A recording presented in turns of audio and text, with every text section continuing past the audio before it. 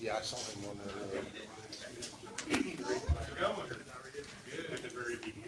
7 o'clock. Ready? All right, we'd like to call the 8th Grant County Area Planning Commission meeting to order February 5th. I'd ask that you silence your cell phones, please, and join me in the Pledge of Allegiance. I pledge allegiance to the flag of the United States of America and to the republic for which it stands, one nation, under God, indivisible, with liberty and justice for all.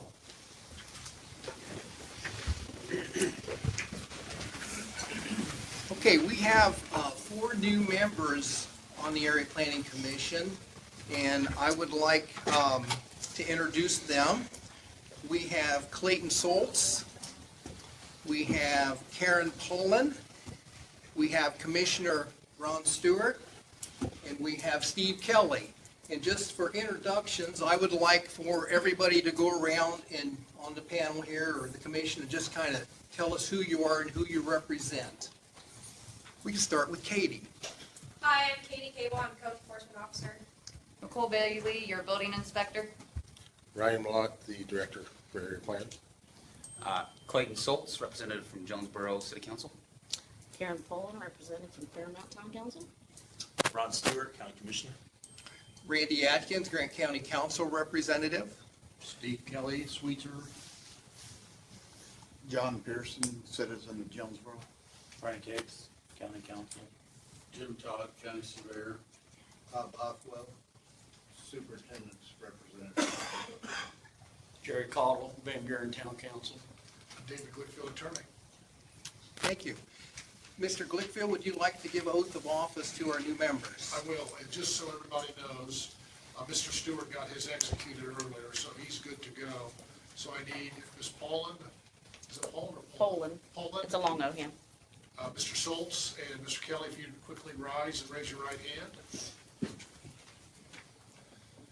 Do you each solemnly swear that you will support the Constitution of the United States and the Constitution of the State of Indiana, and that you will faithfully, impartially, and diligently discharge the duties of the office of the Area Plan Commission of Grant County, Indiana, according to law and the best of your ability? Clayton? I do. And Steve? I will. Very good, thank you. I would also suggest, just for our bookkeeping, Ryan will have these. I know you need to get your signature notarized. Terrace Street in the Health Department on the first floor right behind us. If you just stop in here sometime during the day, she'll be happy to notarize for you.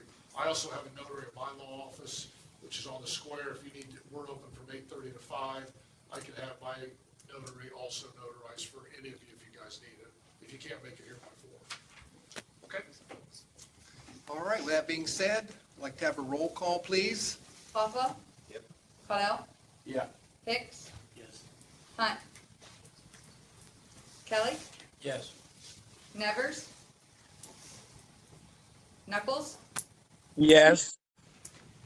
Pearson? Yes. Poland? Yes. Soltz? Here. Stewart? Here. Todd? Here. Atkins? Yes. Okay, item 4 on the agenda, completion of elections. We do have an executive committee that we establish here with the Area Planning Commission. Now, one thing that I think, if we're going to go, Ryan, help me with this, the 2 at-large members, this would be under the new proposed rules and procedures. Right. We haven't adopted those yet, so if we want to use this, then do we need to make a motion or have some action taken to say that we're going to work away from the current rules and procedures since the new ones haven't been adopted? Past rules would call for 1 at large. David, how do you suggest we do that? Well, you're currently operating under the old rules. The new rules have not been passed. If it's your desire to have 2 at large as opposed to 1, you said, Ryan? Right. Then I do believe a motion would be appropriate, that for the executive committee, that it is the desire of the Plan Commission to have 2 at-large members as opposed to the 1. Can we just amend the agenda to move the elections after the point at which the rules of procedure may be adopted? It won't be finalized today. Oh, okay. The rules of procedures will not have final today. Right, and that's why I suggested that way. Mr. Atkins, this was done a year ago. Mr. Reedy brought it up and it was voted on to go from the old rules that we're talking about where it was one member to go to 6 total members and have 2 elected at large. So what, That's already been acted upon a year ago. okay, in this. We've never recorded, because we were still working on, we've never recorded it. You did, but that is what we Yes. practiced, right? And then from there, we actually let Mr. Todd off later on in our rules. It was voted on, but, I mean, a lot of what we've got was voted on. We haven't recorded it because we haven't. okay, so I think I want to follow Mr. Glickfield's recommendation, and if somebody would want to make a motion for us to move towards this, Yeah, move towards 2 at-large members on the executive committee as opposed to 1 that's currently in the rules. So moved, Mr. President. okay, I have a motion from Mr. Cottle. Do we have a second? Second. Second from Mr. Franks. Roll call, please. Bothwell? Question before we do that. Who are the permanent members? President, Vice President, Council, and Commission. Yes. Aye. Cordell? Yes. Hicks? Yes. Kelly? Yes. Knuckles? Yes. Pearson? Yes. Poland? Yes. Soltz? Yes. Stewart? Yes. Todd? Yes. Motion carries. Okay, is there criteria before we go into nominations for these 2 at-large members? It's got to be a member of the APC, I believe. Okay, so we'll open the floor for motions to nominate. We'll do these one at a time, right? Okay.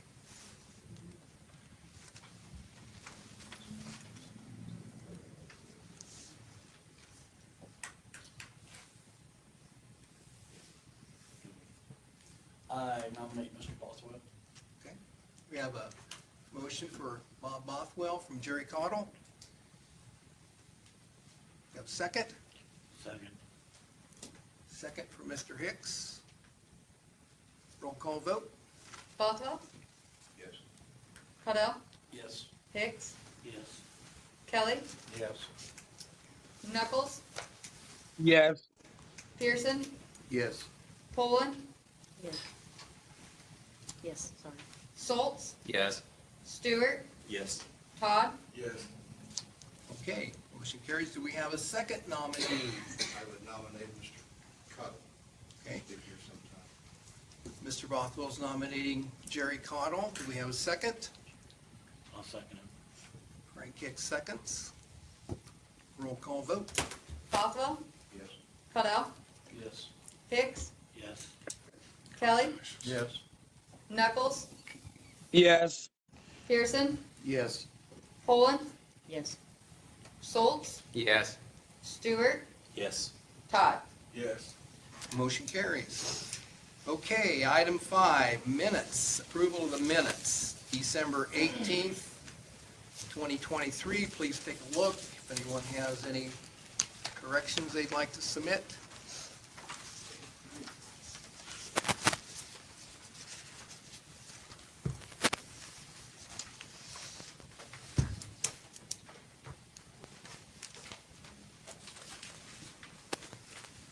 I will comment that in talking with Brian and the staff, I suggested that maybe we condense the minutes a little bit to more of just the actions that are taken, as that's been recommended by one of the commission members. And I think that is apparent here.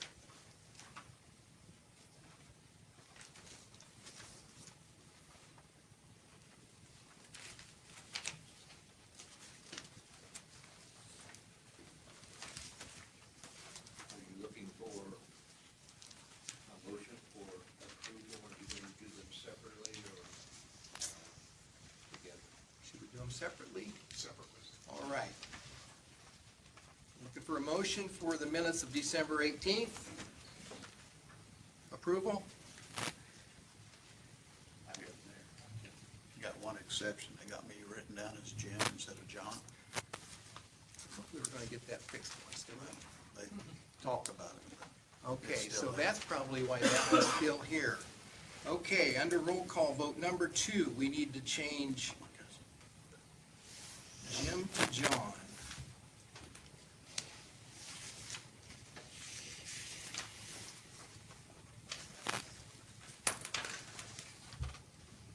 Anyone want to make a motion to approve with that change? I'll make that motion. Motion by Mr. Cottle, do we have a second? Second it. Second by John Pearson. Roll call vote, please. Boswell, Abstain, I wasn't here. Cordell, Yes. Hicks, Yes. Kelly, Yes. Knuckles, Yes. Pearson, Yes. Poland, We can vote if we weren't here. Got him there. Okay, that was in. You can. We A lot did of times get they don't, that they correct. can't. I know at ours we can't, so that's why. So, yeah.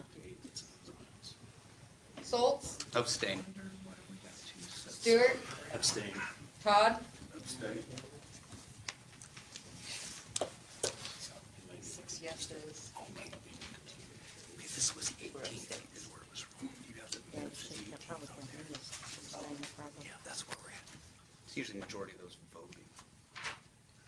We have to have 7 So we need for Randy. the pass. So we need Randy to move it. Mr. Atkins, we need you. Okay, We've got 1, 2, 3, 4, 5, 6 yeses, 4 abstains. yes. It passes. Okay, January the 8th. I'd like to review those.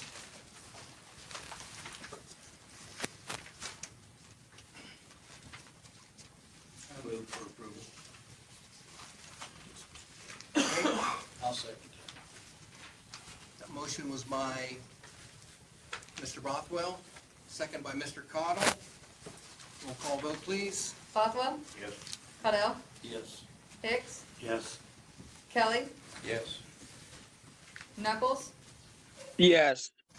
Pearson, Yes. Poland, Yeah. Schultz, Yes. Stewart, Abstain. Todd, Yes. passes. Okay.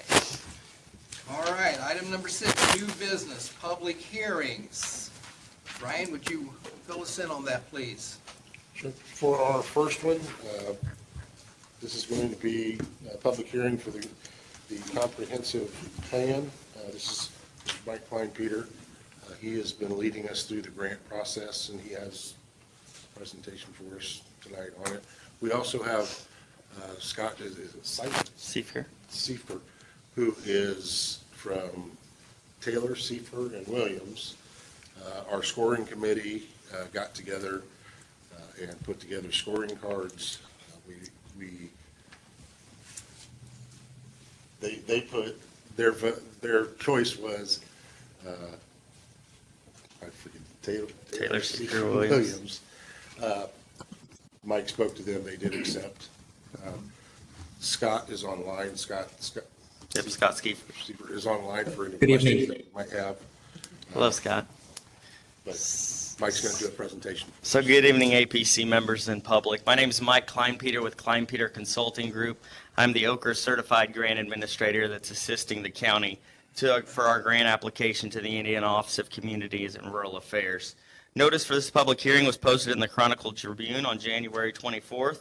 Ryan has a copy of that affidavit with him today if anybody needs to see it. We are applying specifically for a comprehensive planning grant from the Indiana Office of Community and Rural Affairs in the amount of $60,000. The county will be contributing $7,500 from the general fund only if the grant gets awarded. If the grant is not awarded, the county will not spend that $7,500. A comprehensive plan will look at 13 different areas to lay out a vision and future for the county. It'll have input from the Plan Commission, from members of the public. There'll be a series of public events held, inviting the public to come to give their input on what they want to see in the county over the next 10 years.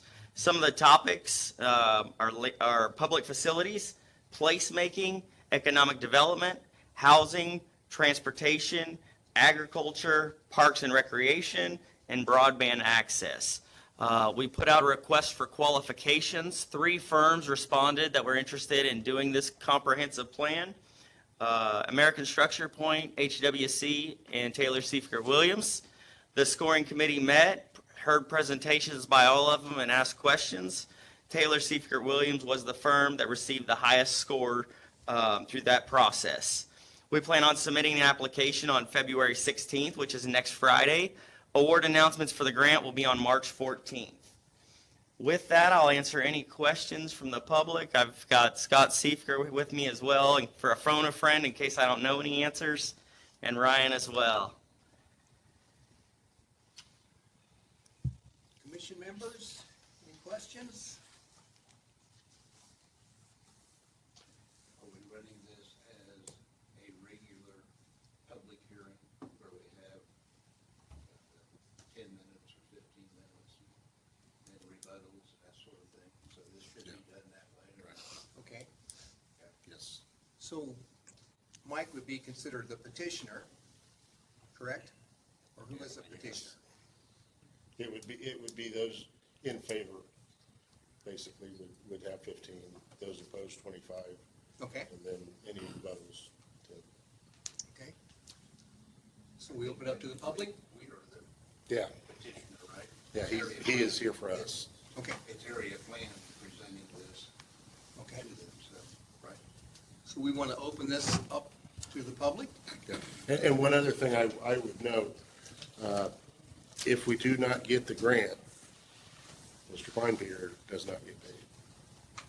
So he is contingent on us getting the grant money. So he's been working extremely hard for us, doing a great job.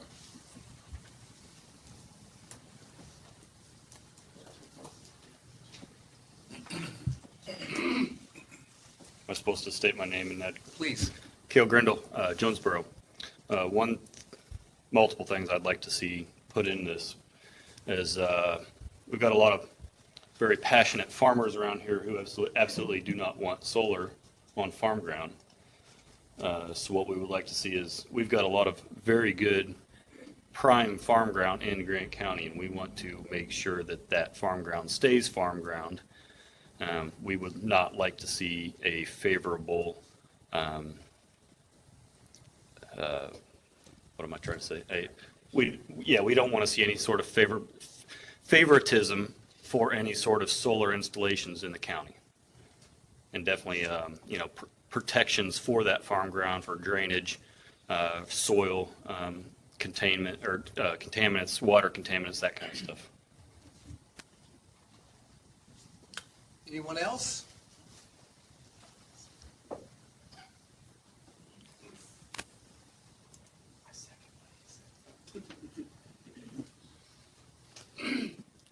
Michael Duke, Marion.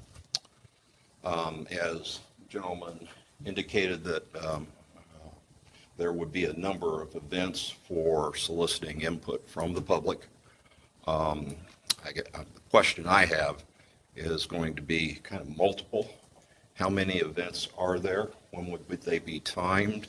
Will the grant application you're writing make provision for that time and the expense of those public meetings? And then after those input sessions that I believe you're referring to, I know that I've worked with comprehensive plans before in a prior life. They're rather detailed explanations of the various aspects of a comprehensive plan that any county or community would have.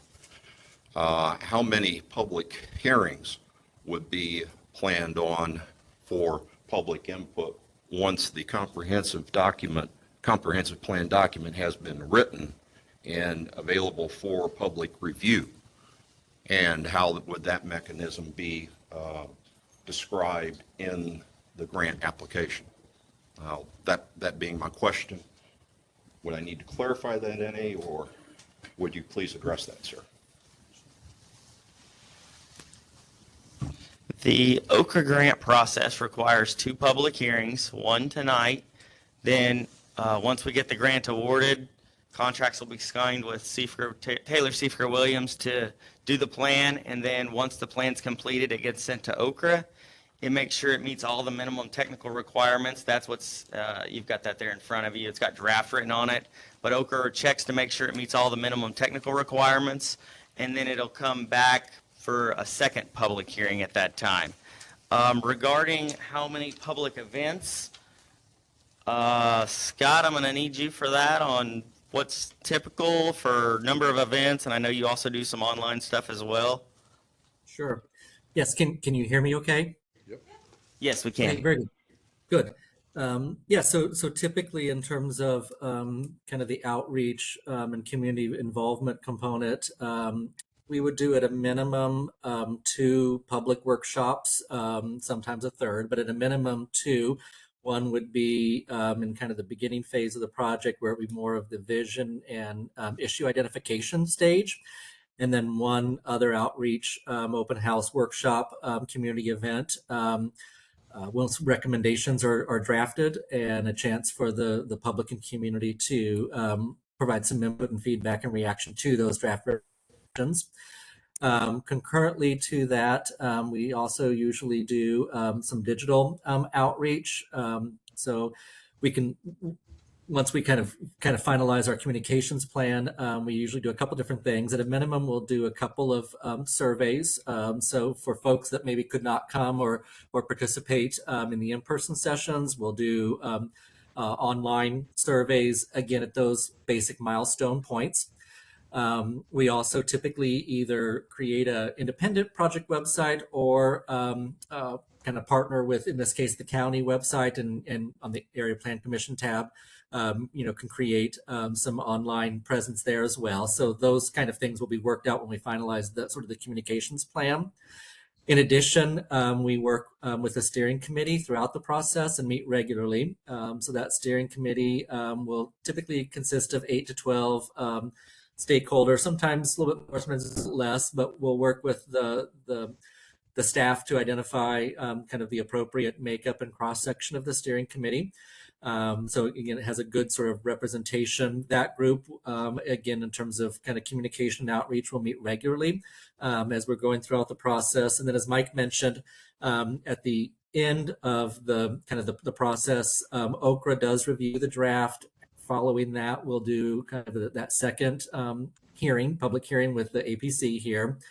At that time, then typically there is a 2-week, give or take, period where the draft is available for public review, comment, what have you. So it's not at all finished by any means. If there are some things that need to be added or adjusted at that point, we certainly can do that.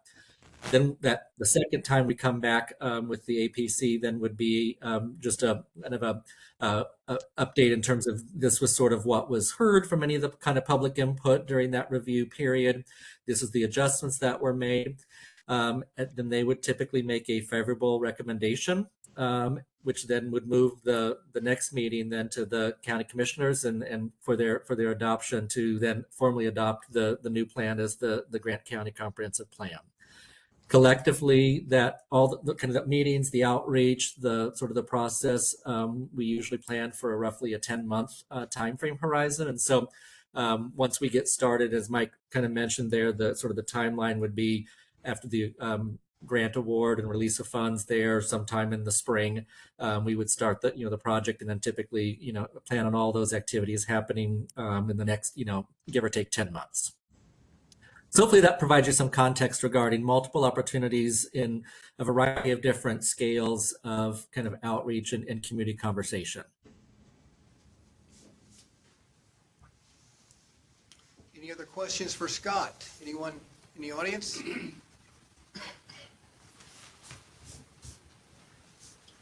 Hi, I'm Andy Ellis. I'm from Fairmount, 8320 East Jefferson Place, and I guess you're taking input. So I would like to at least have it documented that that any land use should go through proper zoning boards through our BZA process. And there shouldn't be any way that it should have a back door, if you will, where individuals or specialized groups or the commissioners per se would have the ability to deviate from that and go ahead and approve. I mean, the BZA has approval processes through pretty much everything that we do, so to make sure that we are using land appropriately. And we should make sure that we maintain that and not have special exceptions so that we just work around them. So at the end of the day, they're the ones that really are supposed to determine the zoning on how it's done in the county. Okay, thank you. Anyone else from the audience?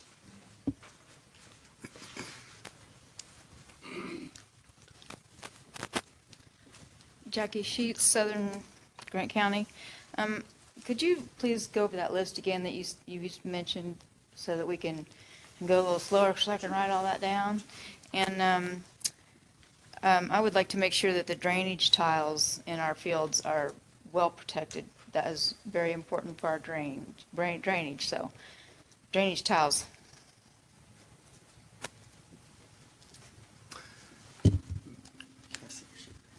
Mike, I'm going to have Ryan post the criteria for the Ochre grant on the APC website. It's not on there. The commission members, you have that draft, and that's the draft that those of us who were on the selection committee had as well. Okay, the 13 topics. Public facilities and services, placemaking, and that's broken into 3 categories: community wellness, culture, and education; economic development; housing; transportation; agriculture; natural resources; parks and recreation; broadband access; historic and archaeological resources; government and fiscal capacity; land use; and hazard mitigation.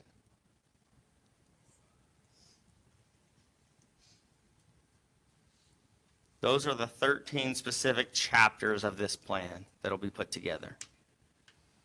Now, Mike, is there any timeline in regard to the completion of the comprehensive plan in order to qualify for this Ochre grant? So once we're awarded the Ochre grant, we typically have about 12 months to be complete. So that's why Scott was saying it takes about 10. Typically at the end, once we send them the plan, Ochre has 60 days to review. Sometimes they're a little backed up and they take 90 days, but typically it's about a year from start to finish. Now, is that a proposal or is that a final approval? So Ochre wants it done within a year, final approval. Approved by everybody that needs to approve it? Correct. In reality, sometimes they're at the end the ones stopping the final approval because we can't give final approval until Ochre does first. Is there any variations of that by any means in the event that? Sure. I mean, during COVID, we had a lot of variations where these things just ran long because the public input couldn't be done. Ochre just wants to see that this plan is moving forward, the public's engaged. If something happens in the community that slows it down, they have allowed extensions for that. You just don't want it to drag on too long. Okay. Scott, anything you want to add there?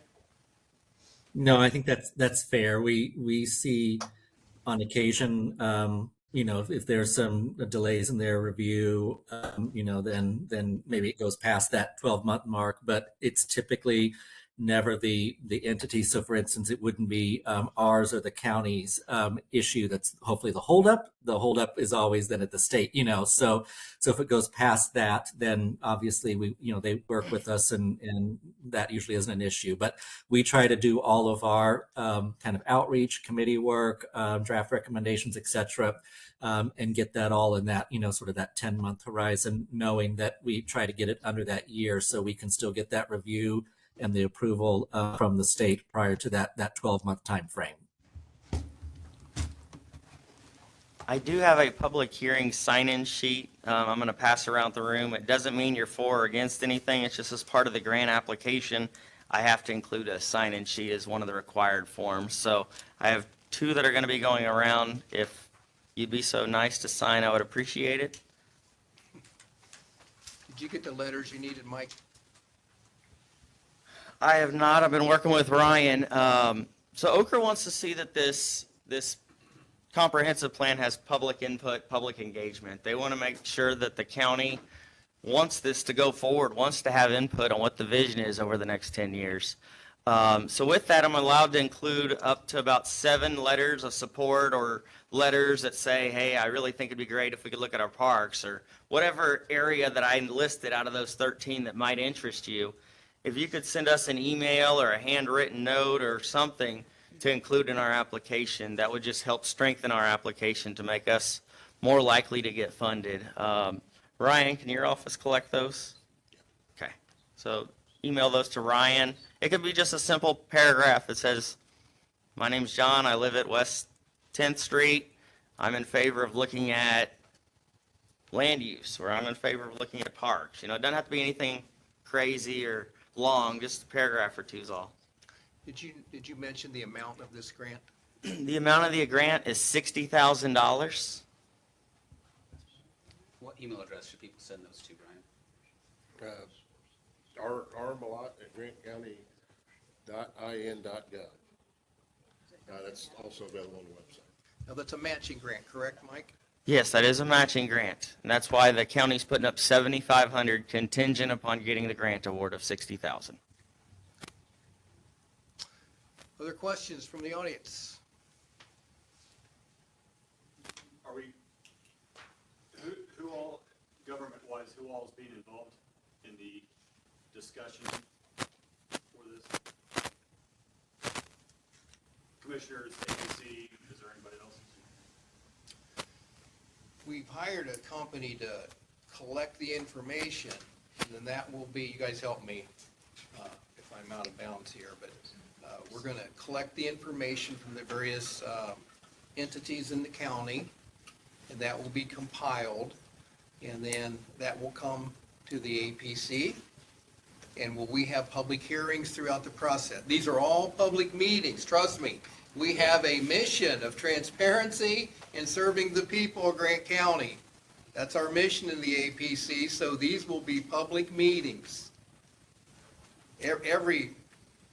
Scott, help me with that. So as I mentioned, we typically will, and I don't know if internally you've already identified maybe a working group or a steering committee. We would typically give some suggestions in terms of kind of a cross-section representation and kind of invite that group to, sort of participate and kind of be that leadership review group. And then the other activities I mentioned, like the public workshops or obviously the online outreach, what have you, all of that is obviously open to the public. Once a draft is created, the public hearing and review comment, all of that is open for public review and comment, and then it would go to the APC here for that favorable recommendation to the commissioners for adoption. I do believe, and Ryan can help me, I know when we discussed in our kind of the interview piece, this particular effort would replace your current comprehensive plan, which was last created, and then probably maybe a couple of amendments, but last created in 1997. I think that's correct. So obviously there's been, change in kind of, some environmental things or some social things that isn't reflected in that previous plan that, as Mike mentioned, through the Okra process, we have those series of topics that we'll want to address and incorporate, many of which are not discussed in your current plan as it currently exists as well. So all of that is very much, kind of a public conversational process. And like you said, we very much want that communication, that public outreach to sort of drive the final plan recommendations at the end of the day. Scott, tell us the role of the steering committee. Have we developed a steering committee yet? Not yet. No, because we don't even know if we're getting the grant. Okay, all right, we got to get the grant. Then we Right. get the steering committee. And so to answer your question, I've been in front of the county commissioners and then in front of this group here.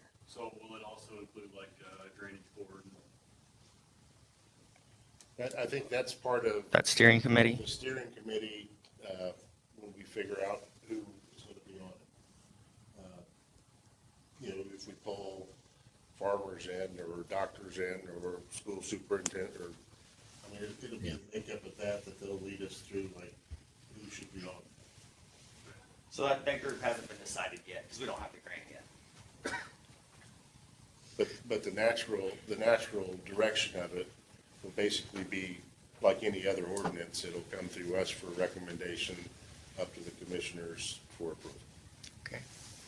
And the other thing that we had talked about, which would be, we're getting 60,000 to deal with the unincorporated area. But we're going to try to, we know that some of the towns have master plans themselves. We're going to try to incorporate those master plans into the counties. If that makes sense. So the first step is to get the grant. Right. That's step one. I could ask a question, please. Mike, did you receive the work that had been done in 2014? The comprehensive plan here had been reviewed and was about halfway completed when Mr. Niblick was our executive director, and he left, and we've not picked it up since that time. Did you receive copies of that, or have you only seen the last one of 1997? To be honest, Ryan sent me some stuff. I have not reviewed that one though, but I did I think I did. I'm pretty sure I did. If not, I referenced it in the narratives 'cause I've started writing the grant, and I've referenced it as part of things the county has done along the way to keep their comp plan updated. A problem within our group over the last couple of years. This 1997 has been thrown out in a kind of derogatory way that reflected poorly back upon people that said, hey, 2014. We weren't able to find that work, et cetera, but then Ryan found it about a year and a half ago and acknowledged, yeah, that did exist. So I want to make sure that Sure.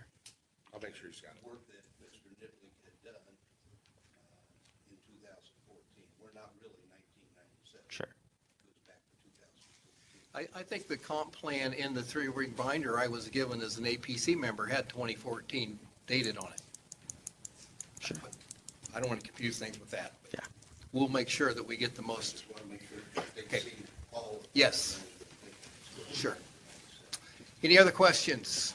This grant has nothing to do with changing the comprehensive plan that's already in place, does it? The grant would allow us to review the current comprehensive plan and make updates or new things to it, update it. That's our goal.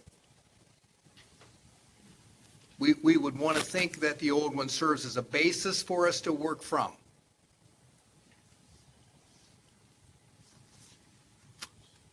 Can we have Mike's email? Sure. My email is Mike, and I've got some business cards I can hand you, but just for everybody online as well. Mike at kleinpeterconsulting.com. So it's Mike at KLEINPETER,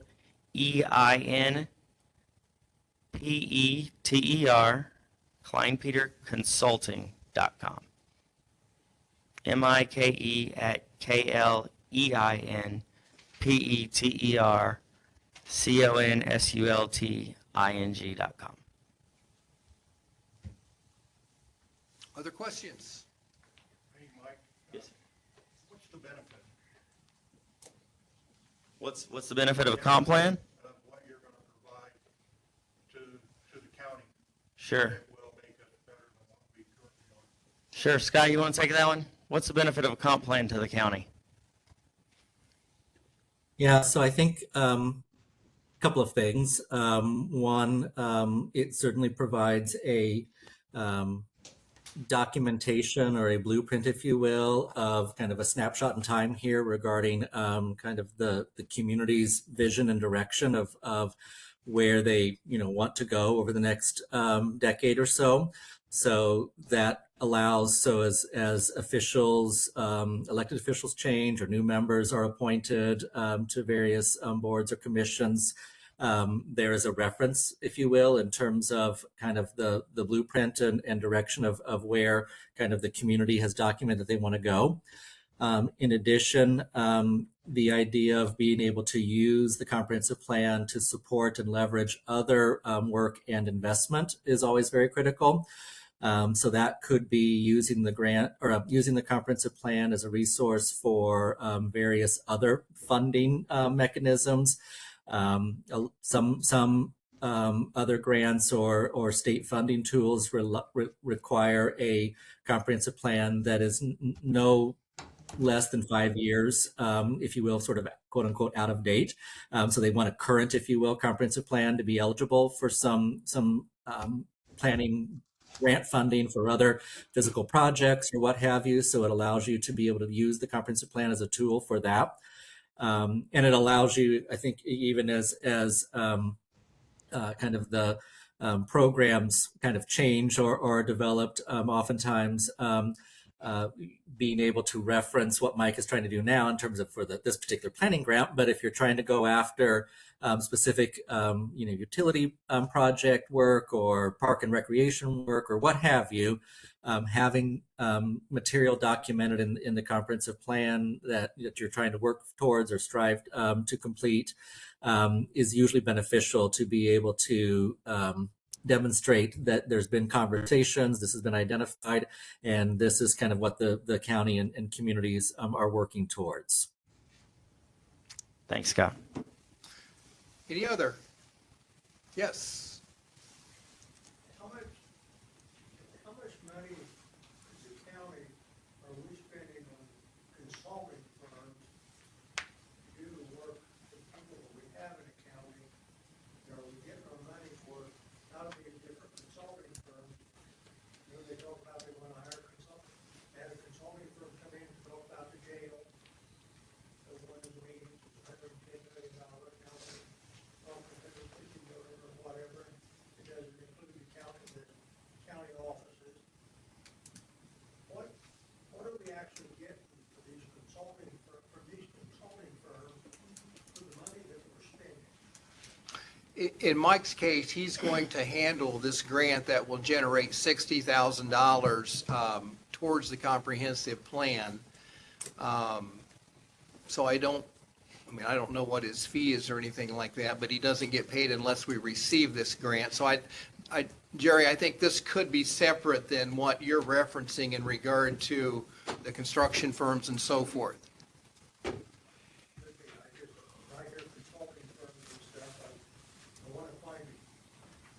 What we're actually getting for what we're spending, what we're paying for.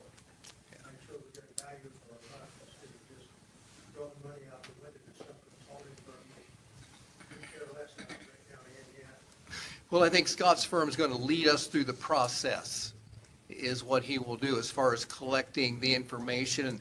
And I think one of the strengths that I was on that committee that selected Scott's firm, and one of the strong points there was that this is all they do.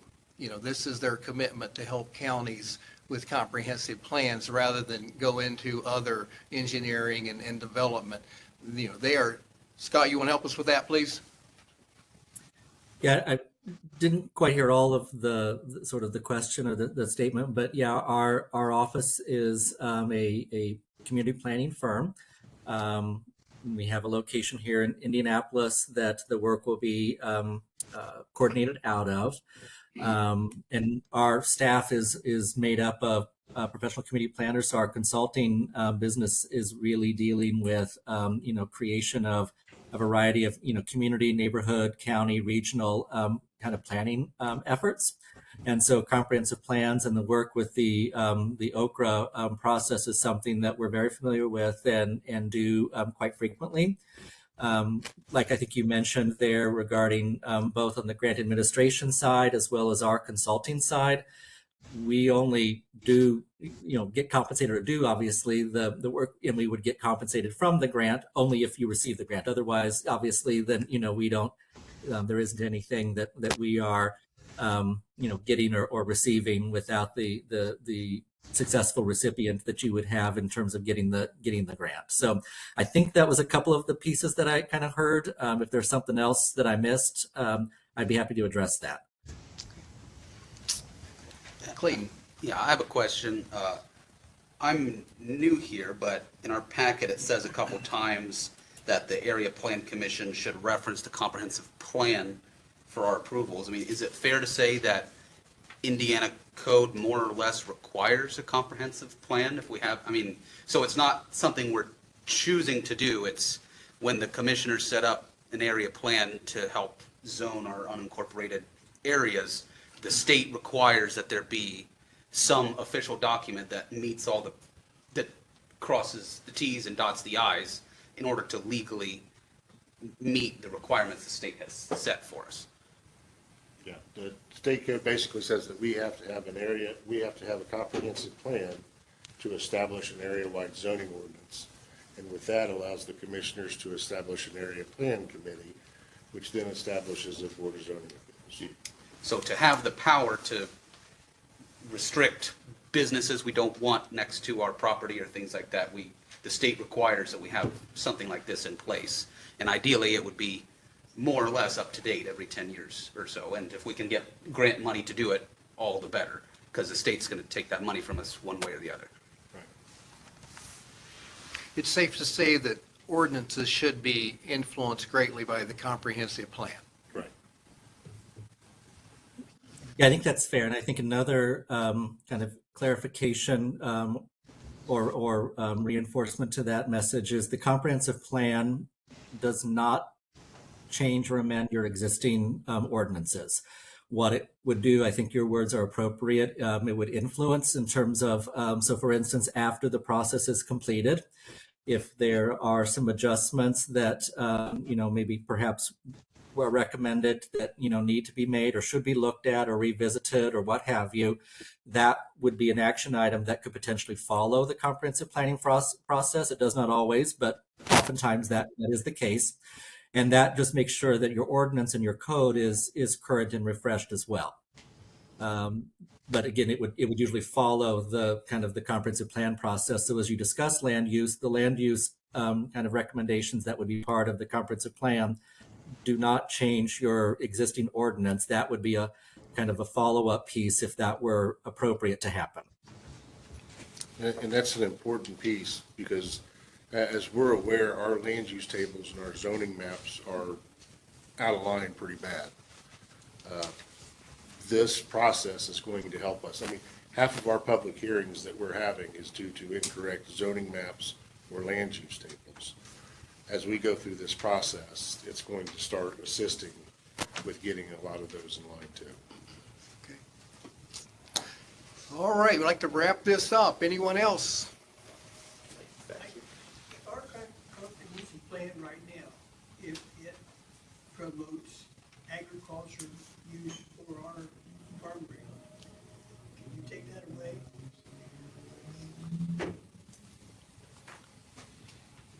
Did you hear that, Scott? He said if our current comprehensive plan promotes agricultural farm use, can you take that away?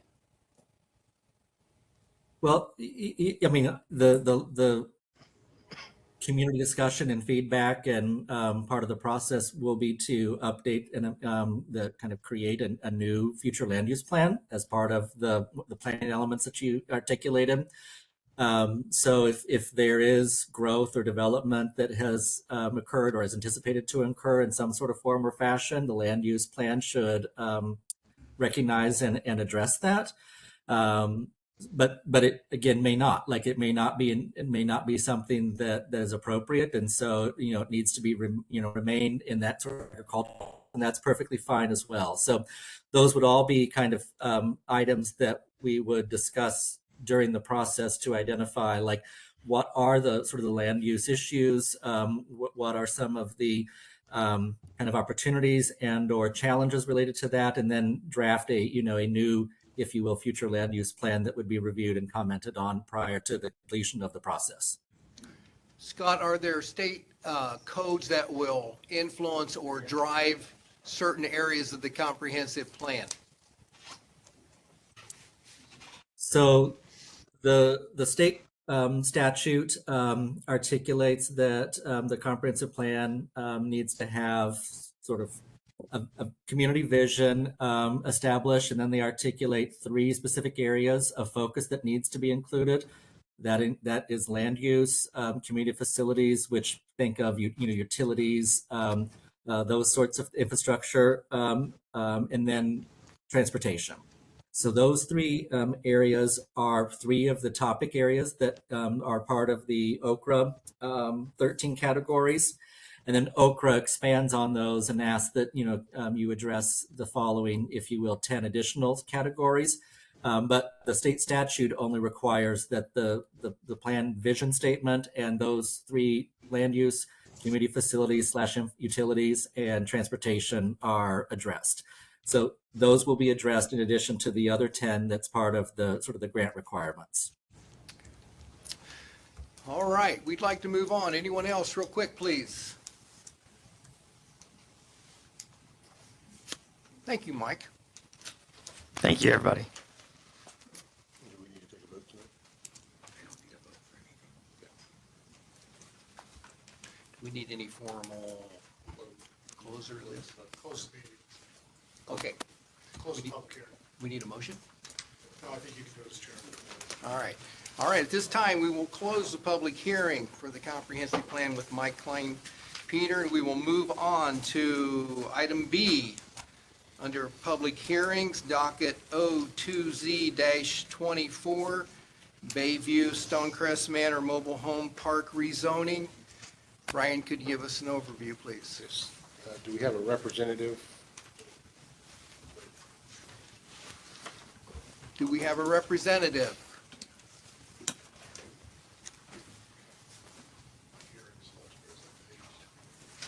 They said they would have someone here. Do we have to have someone here? I think our rules do.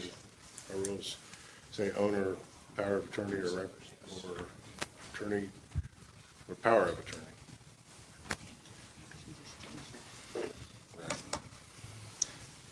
I'm so sorry, I didn't, if you asked me something, I was.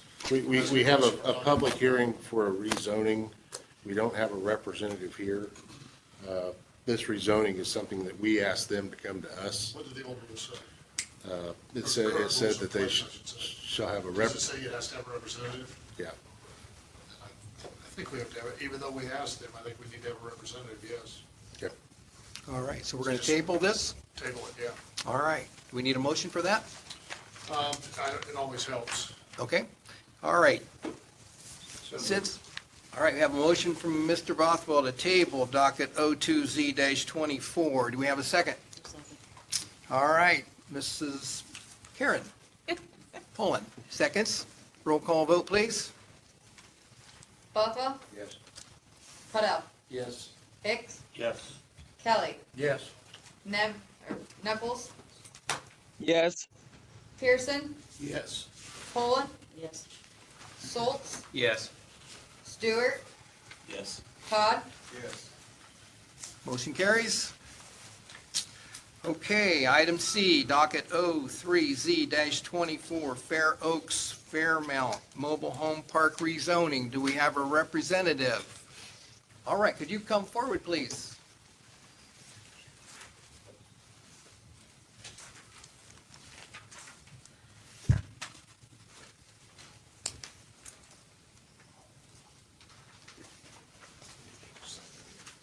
Signing. Do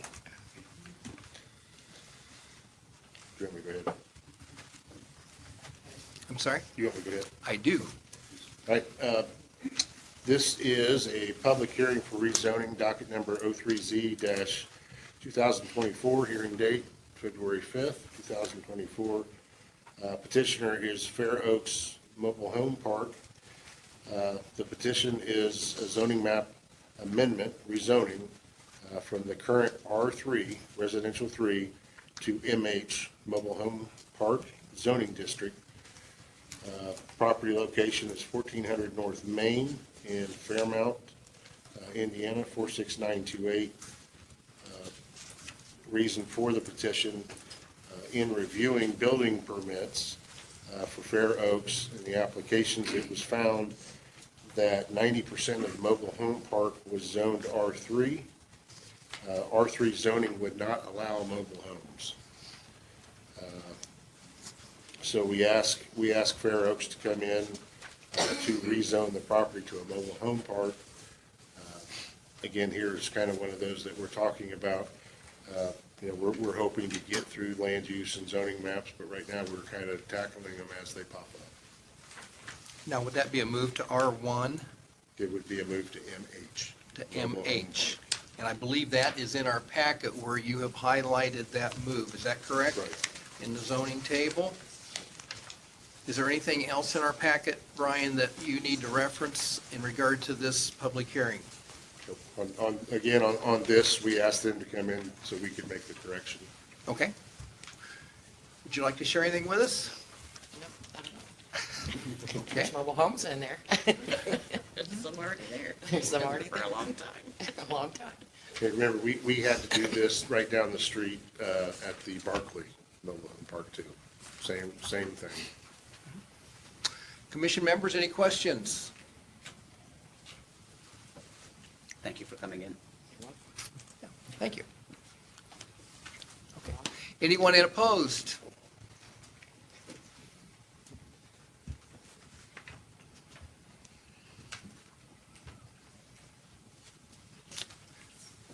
We good? All right, we'll close the public hearing. Entertain a motion. So, motion. Mr. Stewart makes a motion that we rezone as recommended. Do we have a second? Mr. Bothwell seconds. Roll call vote, please. Bothwell? Putow? Yes. Hicks? Yes. Kelly? Yes. Knuckles? Yes. Pearson? Yes. Poland? Yes. Schultz? Yes. Stewart? Yes. Todd? Yes. Passed. Motion carries. Okay, thank you very much. We can properly have mobile homes and mobile home parks now. Okay, item D, correction to land use table, mobile home park sales and rentals. Again, here we have, we're back into the land use table. You should have a copy of the land use table with you. If you will notice in the highlighted area for mobile/manufactured home, the difference is a mobile home is a home that was built before 1976. A manufactured home is a home built after 1976. So that's the difference. Here we're noting that mobile manufactured home, travel trailers, and camper sales and rentals.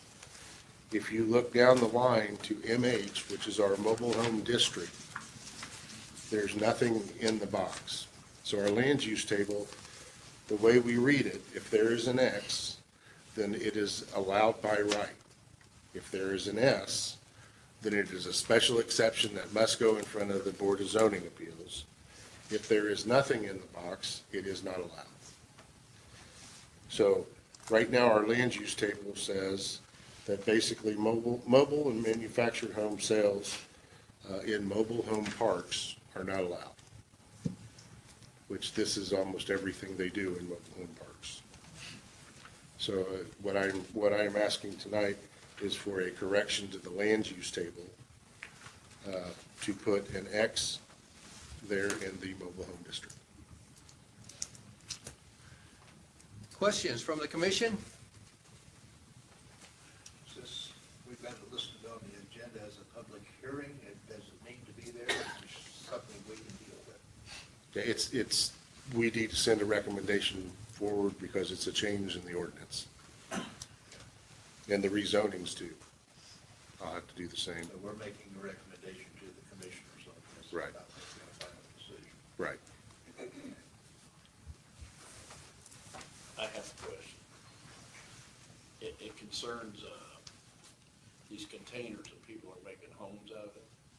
What would that fall under? Do we have an ordinance for those? We have an ordinance that for cargo containers or Connex boxes. We just did an ordinance about a year and a half ago, maybe 2 years, And we brought it over, you guys signed it, so you're with Yeah, I it. remember something about it. But, yeah, there is no habitability to them in Grant County. So that is covered. Other questions? Do we need to open this up to the public? We can, public discussion. I would. Okay.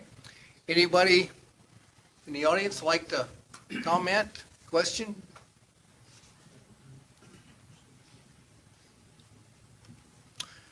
All right, not hearing any, then we'll close this hearing and we'll ask for a motion to approve. Move to recommend a change to the zoning table to allow sale of mobile manufactured homes in MH District.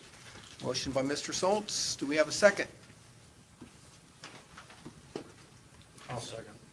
All right, motion or second by Mr. Kelly. Roll call vote, please. Was it Mr. Kelly or Mr. Hicks? Kelly. Okay, I Steve Kelly. apologize. I seen Mr. Hicks speak at the same time, so I was confused. when you said Well, he's that. going to have to speak louder, Frank. We're going to get you in the books. Bothwell. Question now, this is not for us to make a determination. We have three options. that we Making a recommendation. Or recommending approval or denial or sending it to them with no recommendation. Right. And the motion is to recommend it for approval. Yes. Favorable recommendation. Cottle. Yes. Hicks. Yes. Kelly. Yes. Knuckles. Yes. Pearson. Yes. Poland. Yes. Schultz. Yes. Stewart. Yes. Todd. Yes. Passed. Motion carries. Okay, moving on to old business. Mailing checklist for public hearings. Ryan, could you share that with us, please? Did you hand, okay. Everyone should have got a copy. I was asked at the last meeting, right there. At the last meeting, you had wanted to see what we use for public hearings. This is what we put in these packets for our public hearings. And it was basically a checklist. So Brenda, for the most part, as we do stuff, she will sign off on it and write down when it was done. Because we had talked about it, you just wanted to see it. So that's what we use for public hearings. That should have been handed out separate to everyone.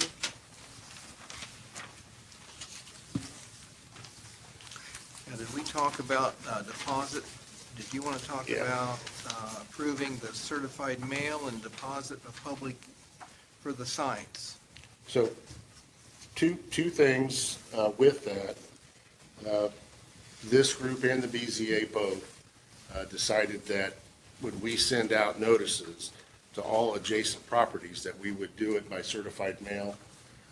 We had an issue that even though we were trying to send it out in time, they weren't getting it until a day or two before with no time to react. So we moved to go to certified mail. One thing that we didn't address, are we going to absorb that cost, or are we going to pass that along to the resident? And I bring this up because in this case, when we get into like the mobile home parks, the mobile home parks had like 30-some adjacent. We're paying $7 a certified letter. So, some of these, a lot of them only have 4, 5, 6 adjacent properties. This mobile home park had 30, and the other one had 16 or something like that. So, I mean, we're getting into some money. From that, we budgeted $1,000 for the entire year, and we chewed up about a third of it to notify the adjacent properties just for our 2 mobile home parks tonight. So the question is, do we want to put that $7 into the cost, or do we want to absorb it? So I think what I hear you saying is that your budget did not take into account the additional expense of certified mail. Yeah, we went from 500 to 1,000, so Okay. we did up it. So what would be the procedure to go back to the county council and Frank and explain why we have started doing this and the need for additional funding? Is that possible? Well, we're still early enough in the process. I can transfer money to cover it. Okay, So, I mean, that's not really the point. okay. It's, do we want to absorb that or not?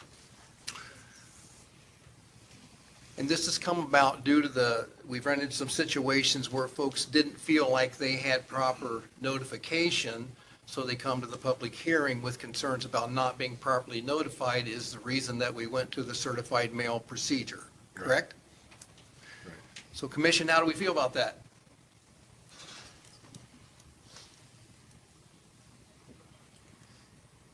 Come on, you guys. Seems reasonable to increase the application And fee. lady, I'm sorry. Sorry. What was that? I'm sorry.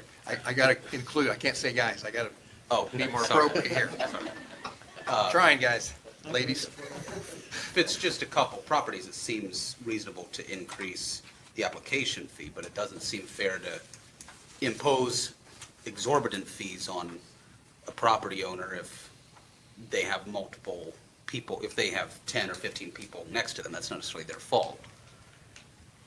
So perhaps we can find an average if we, find out what the average cost per petitioner is and increase the application fee by that amount, then hopefully across the population it'll cover.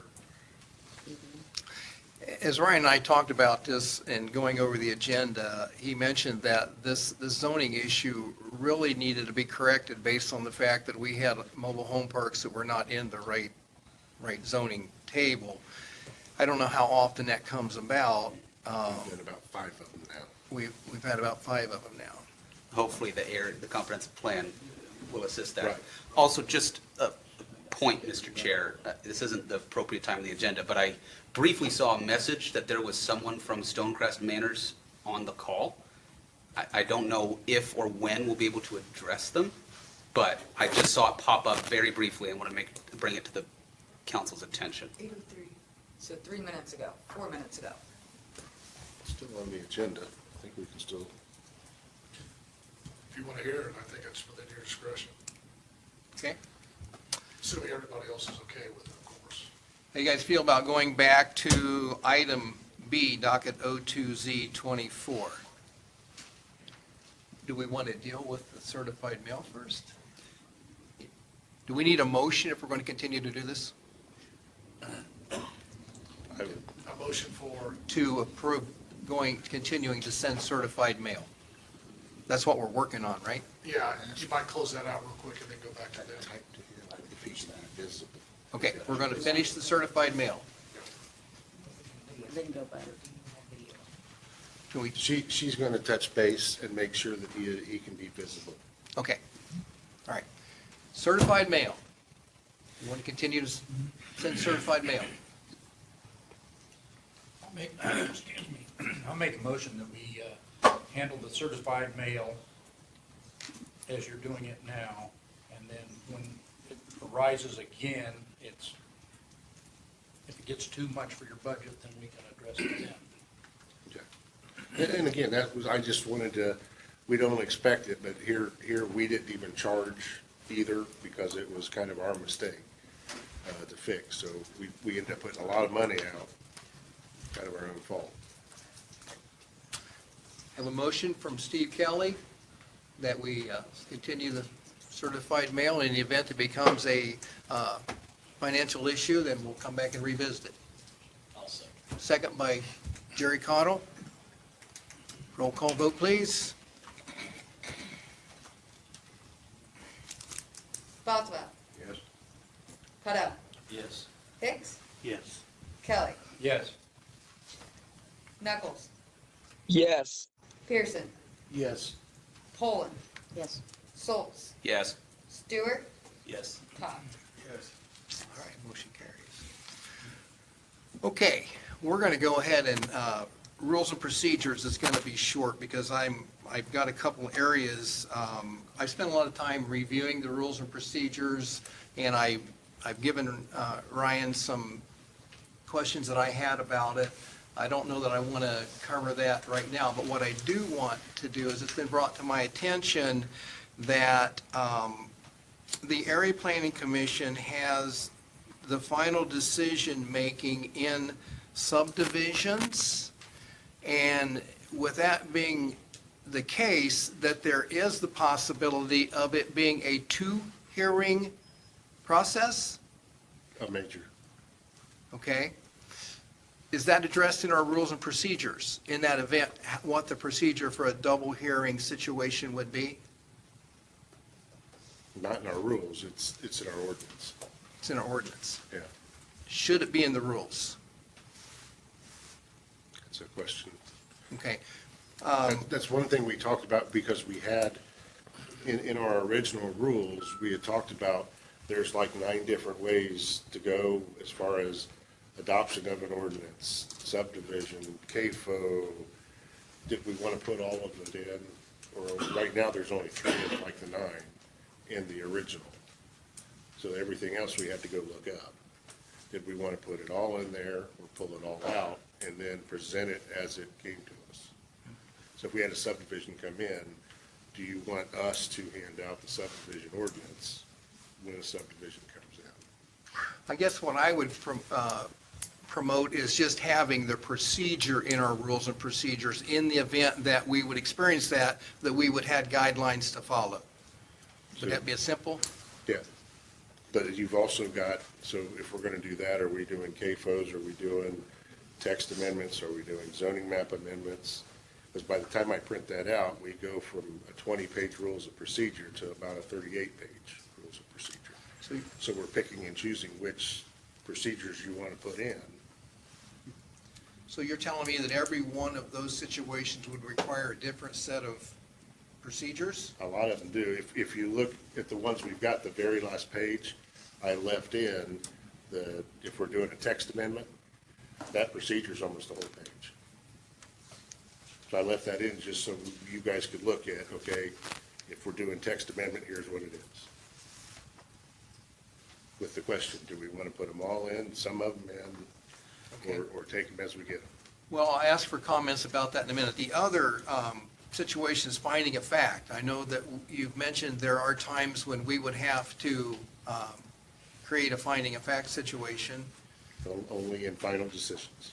Only in final decisions. Do we have a finding of fact procedure that should be in there also? I think it does say that we will do finding of facts, but that's about all the code says. Because I know when you shared that with me, I thought, BZA. Yeah, BZA is a lot more, it's the judicial, quasi-judicial portion than the area plan is, because obviously most of what area plan does goes somewhere else to get okayed. But you do have certain things that you have final say on. Code basically says that you will have finding of facts on what you have a final decision. Okay. And do we have the forms for the finding of fact in the event that we would do that? Yeah, we do almost the same thing we do with the BZA. Okay. I think it needs to be included in the rules and procedures, just so that we would have that. You guys help me. I think our rules say the same thing, just that we will do them.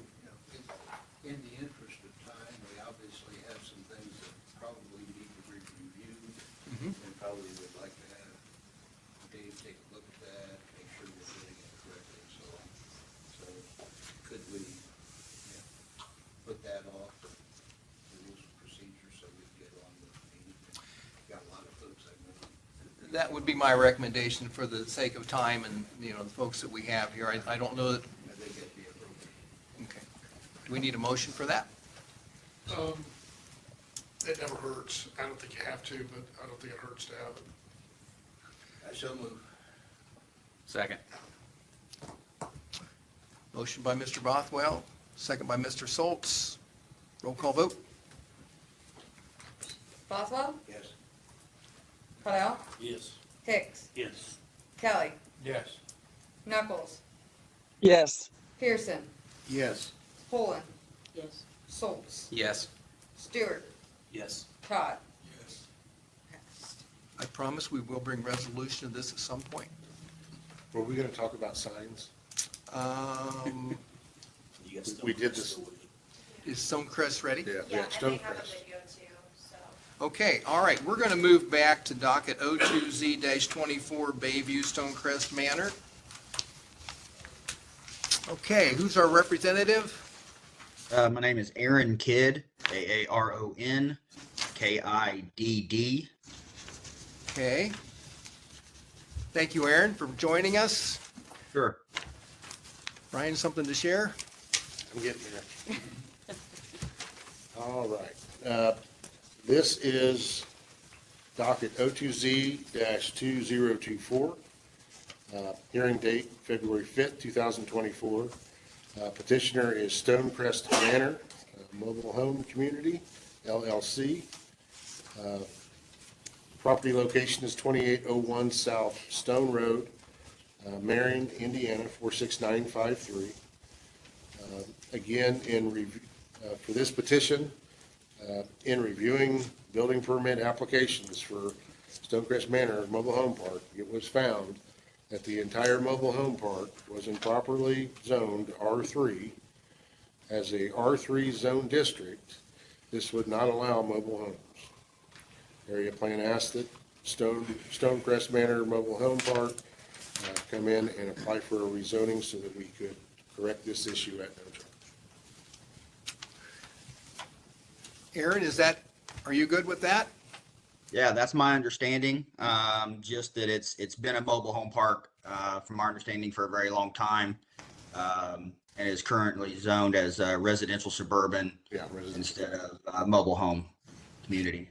And you'd like to continue with mobile homes being there, I would assume? Correct. Okay. All right. Anyone in opposition?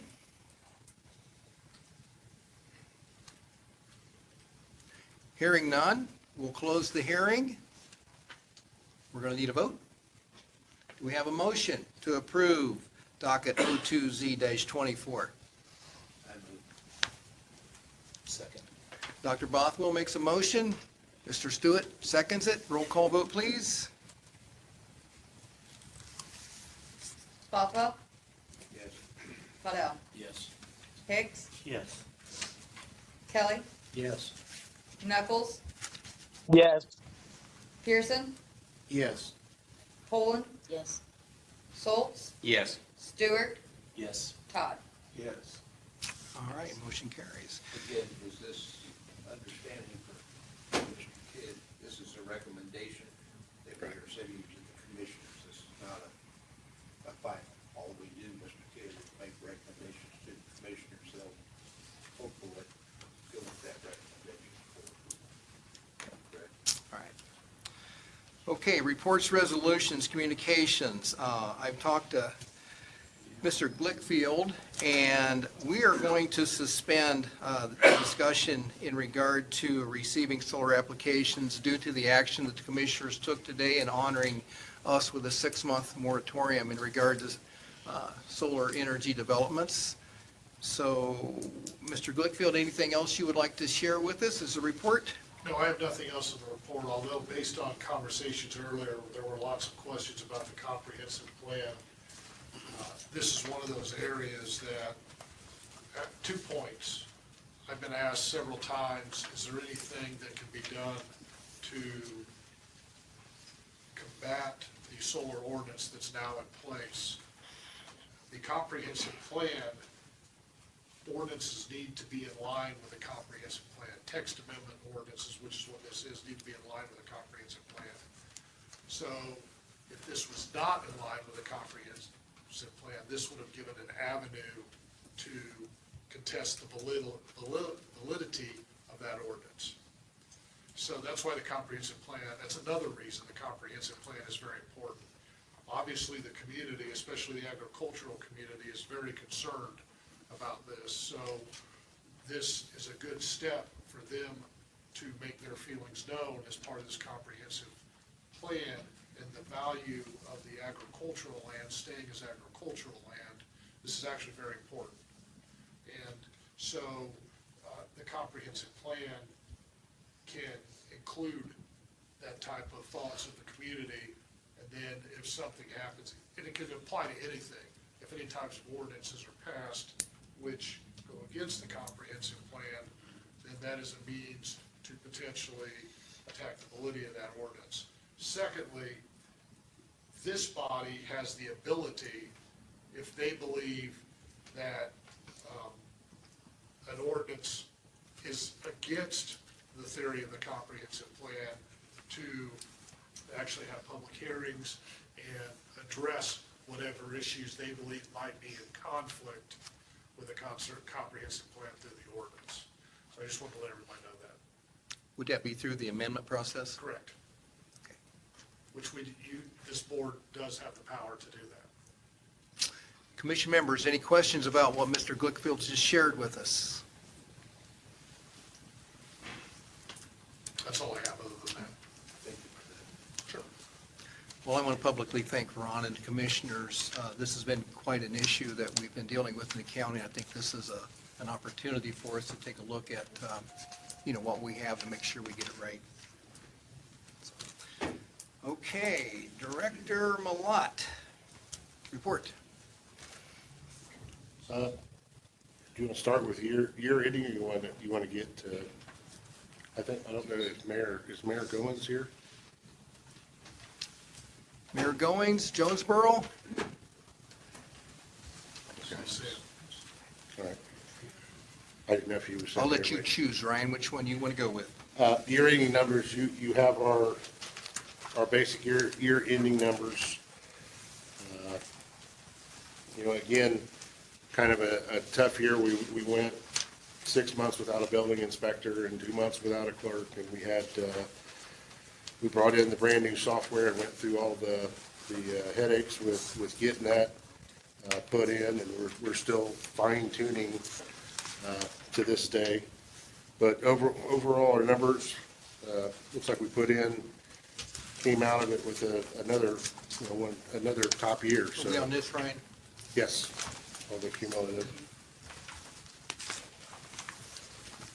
So even with all that, we came out with a good year on demolitions.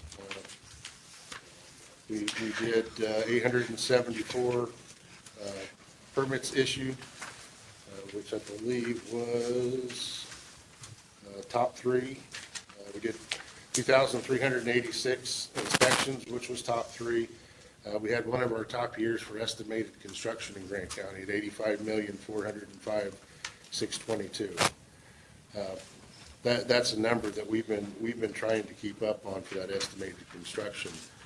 As you're aware, when we go to the council says, that's great, but you don't generate any money off of permits and such.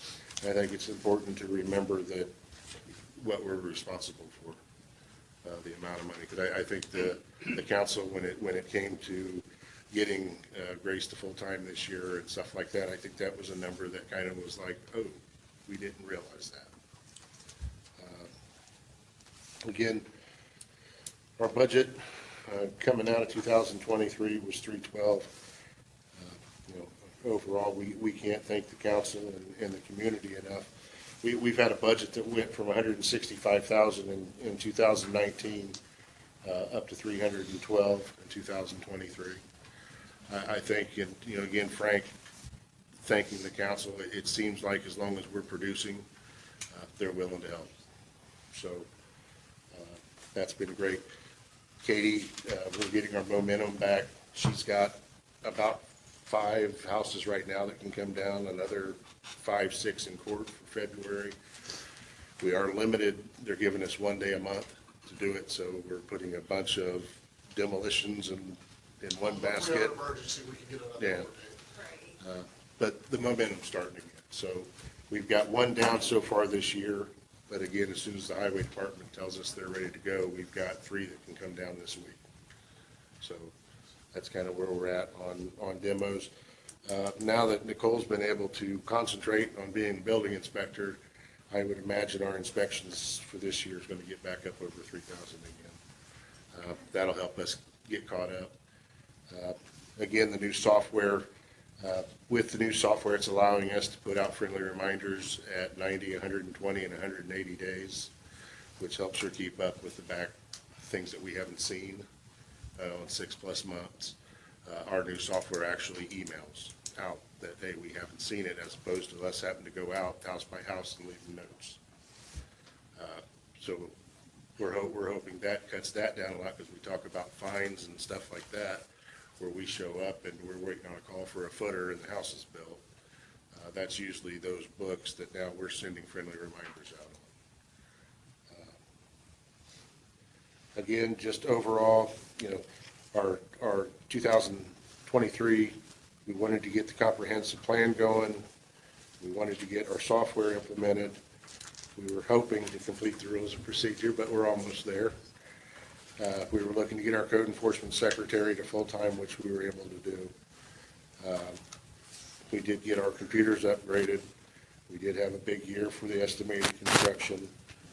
We were able to get staff salaries organized. Big goals for next year is to complete the comprehensive plan. We're looking to do, following that, a full review of the area-wide zoning ordinance. We're looking for building inspector and code enforcement officers to get their ICC certifications for building inspectors. I'm going for my certification for floodplain management. We want to continue to fine-tune the geo permits and start having workshops for the contractors involved. Now, those certifications, you guys have timelines on that? Are we working towards that? Yeah, we've got 5 practice tests, and kind of the way we tried to do it before is we took like one every 2 weeks, studied one every 2 weeks. Okay. And we'll kind of go through that and then let them go live. Okay. Now Katie is newer, so it's probably going to take her a little bit longer. But Nicole's right there. Okay. We also sent something to IT, looking to get the big map scanner. We thought it won't print, but we thought it would scan. And when we tried to scan, it won't scan. So a lot of the plans that come in, especially like for Taylor University right now, they've got so much stuff going on, and we get these big maps. Our software will allow us to scan that down and put it with parcels, so that we would be able to have, whatever they give us, we would have with the parcel for home builds, commercial builds, or whatever. Right now, the only way we can do that is to carry these big things down 2 floors and use the recorders. Mm-hmm. So that's a wish list thing for this year. Again, if possible, begin working through zoning maps and land use tables, which is going to happen with the comp plan, so that's awesome. And the other thing is we have an intern who started with us. We got them working on the old permits to get into the new system. And we've got them 2 days a week here, 1 day a week remotely, starting January 11th through the 3rd week of January next year. Okay. Jonesboro TIF? That is where I was hoping the mayor said he was going to be here. If you look in your packets. Ryan, if I may interrupt, could you please have a motion to accept his report? Okay, I'd like to have a motion to accept Director Malott's report. Can I ask a question?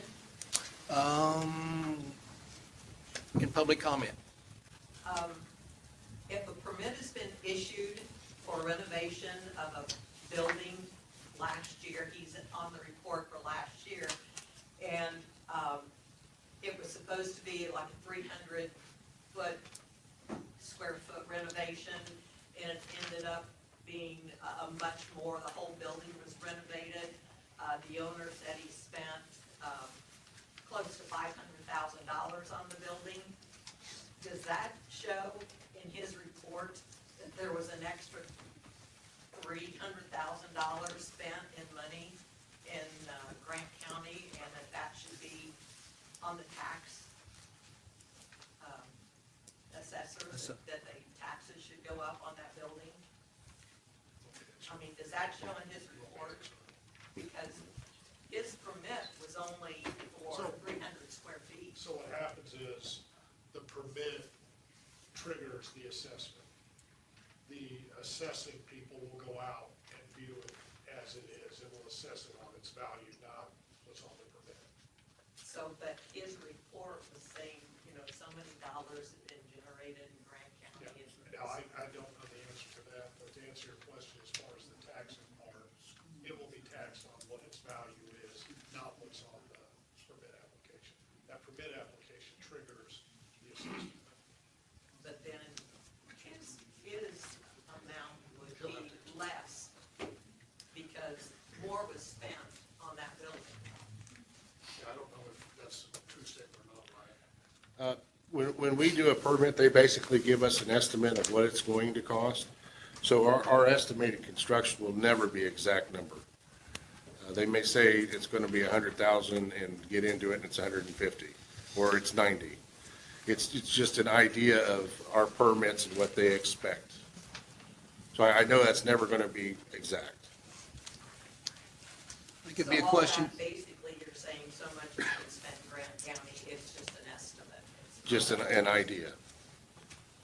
It'd be a question for the assessor, I think, where you're at. Okay, Jonesboro TIF. You have a sheet in your packet that is pretty much every email I have gotten from Lisa Lee, which is Ice Miller. And then you also have basically a Wikipedia on what tax increment financing is.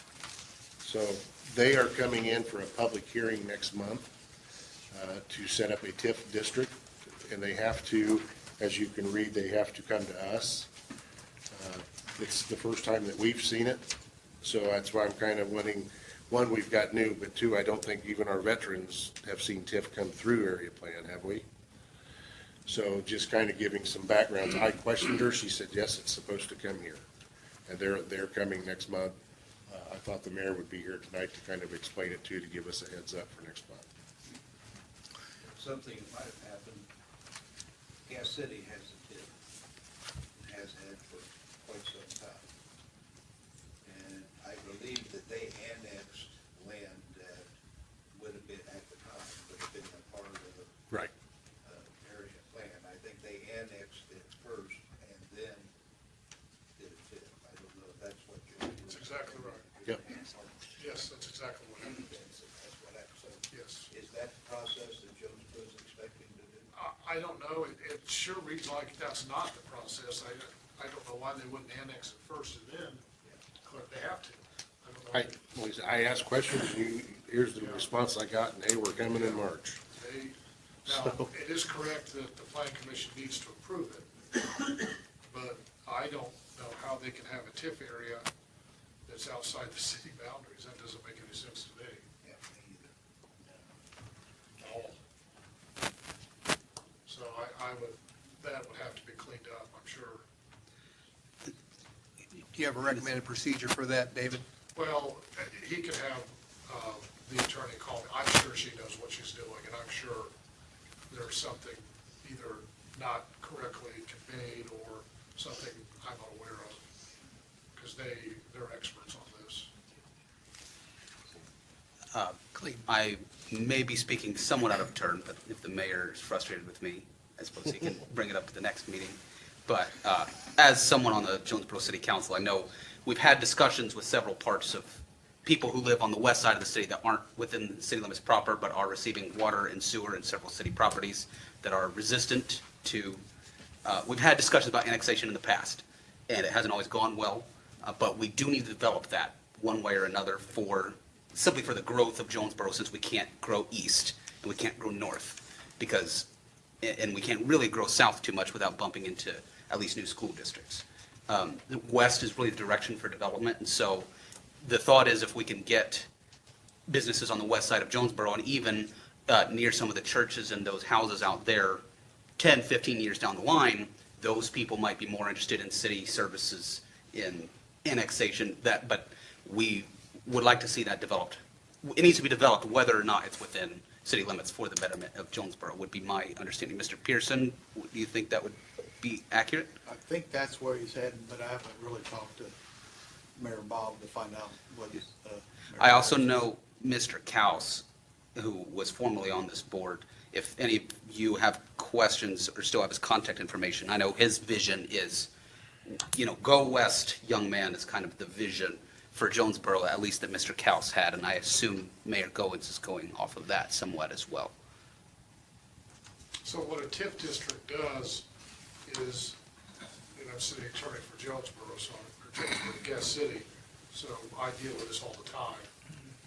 What it does is all that revenue from the growth stays inside that TIF district. So the governmental entity, in this case Gas City, can use that to provide infrastructure, to provide land to a factory or whatever to use, because they know that as soon as that tax revenue comes in, it's going to pay for it immediately.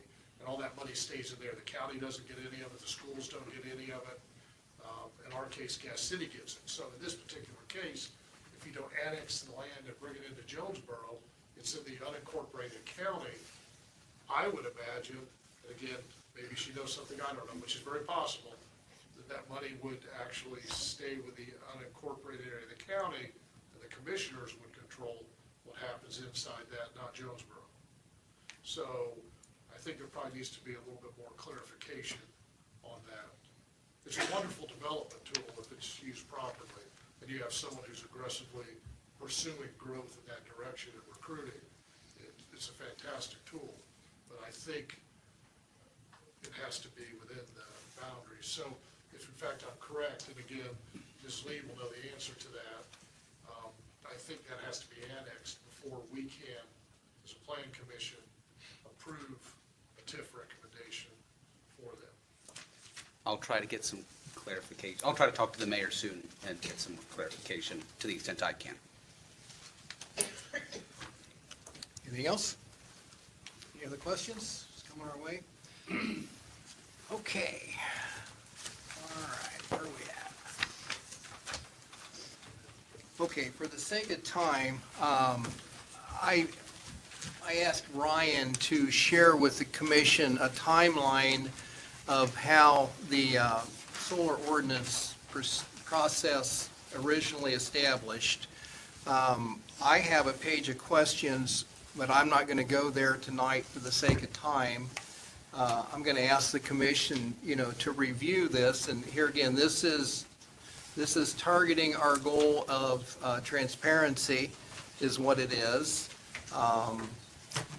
And I don't know, should we post this online? Review? Anything keep us from doing that, David? No, if the plan commission wants to post it, I think it's fair. Do we need a motion for that? I would definitely have a motion. Okay. Is it not our property anyways, as citizens? I didn't hear what he said. He's asking if it's the public's property. Anyway. Once, i.e. public information. yeah, once we accept it and approve it by motion, absolutely it is.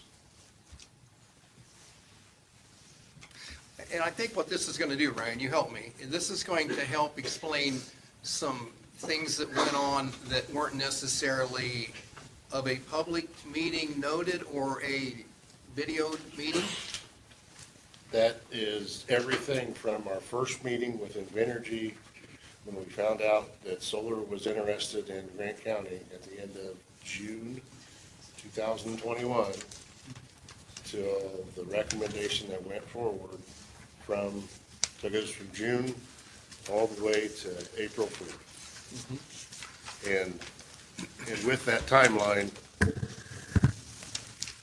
that is backed by videos, emails, budgets, minutes, everything in that timeline is sitting right here. And I'm going to ask if that information can be scanned. That is the Freedom of Information request that you've been... No.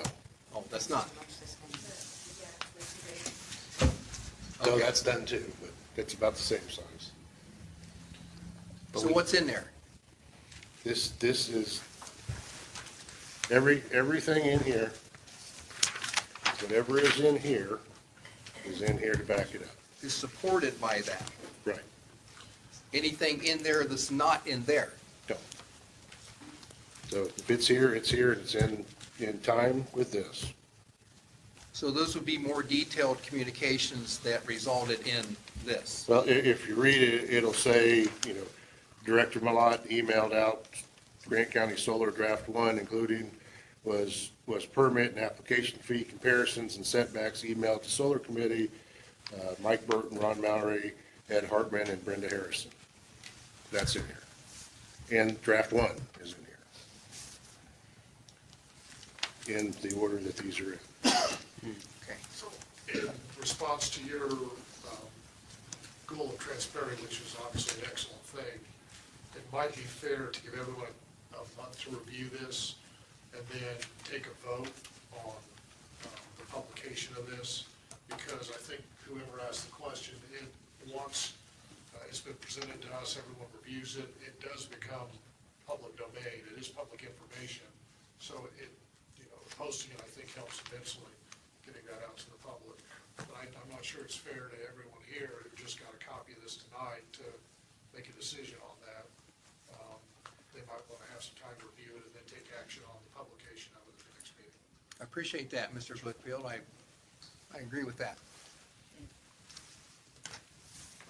Okay, we're going to go to public input here in a minute. There is one other thing that I wanted to mention. I know this is kind of a questionable area, but I asked Ryan to email you guys the finding of facts and so forth generated by the commissioners in regard to the ordinance that the commissioners adopted. You guys got that email, right? Okay. I took the time to kind of go back and research from my perspective, the accuracy of some of that information. And what I was able to find by watching videos is that the ordinance that the APC approved and sent to the commissioners was emailed to the APC in February of 2022. So we do know that the APC did receive that prior to its discussion and review, and that was confirmed by the YouTube video that was taken on March 7th. And I think it's 5,100 is the number I saw when I saw that it was actually being discussed by the AP on March 7th. So it was emailed in February, discussed in March 7th, and there was a public hearing for that ordinance that was sent to the commissioners by the APC on April 4th. It was the ordinance that was handed out at the door during that public hearing, and I hope that anybody else was there can kind of support what I'm saying here. I wasn't an APC member then, but I was a member that was attending, or a taxpaying resident who was attending all of the meetings. So, I don't know that any of that matters at this point. Again, I want to publicly thank the commissioners for their actions today in giving us the opportunity, to take a look at this very significant issue that we have in Grant County. So, any other thoughts before I open this up to public discussion? Commission members. The public hearing was for which draft? It was the APC approved draft that was handed out at the door. APC. I don't want to call it draft 7 because now the draft that's posted on the website is draft 7. It was really the It's ordinance number 7. It just happened to be number 7 when they adopted it. And I know that's It's not confusing. draft 7, Whenever we it's start ordinance talking 7. draft 4 and draft 7, it gets very confusing. So I'm going to call it the Commissioner's approved ordinance and the APC recommended ordinance. Clayton, you're thinking something. So I'm afraid to ask this question. Are you implying there was not a public hearing about the commissioner-approved ordinance? I'm simply saying that the ordinance that the public hearing was conducted on, the ordinance that was passed out at the door, was the APC recommended ordinance to the commissioners. I see. Thank you. I don't know that we want to get into the legality of all of that tonight, because we got a lot of folks here and it's getting late. What time is it? Late. All right. Any other thoughts before we go to? You didn't vote on his year-end report. Stop before you did that vote. Thank you, Jackie. Do we have a motion for Ryan's year-end report? I move to accept Ryan's year-end report. Okay, motion by Clayton Soltz. Do we have a second? Second. Second by Frank Hicks.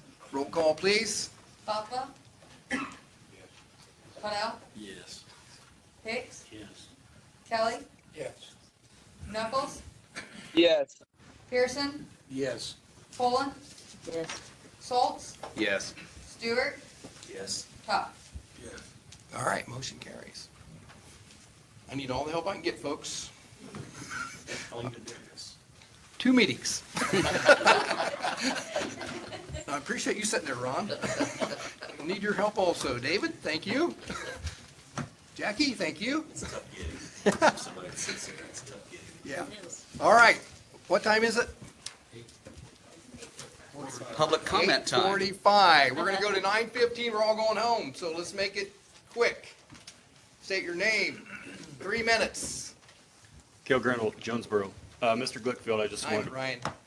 just wanted to follow up. That was my question about the public information about the No, I think, and the reason I think the members, especially those who are familiar with the process, might want an opportunity to verify that the information's actually correct. Ryan prepared this, and it might very well be correct.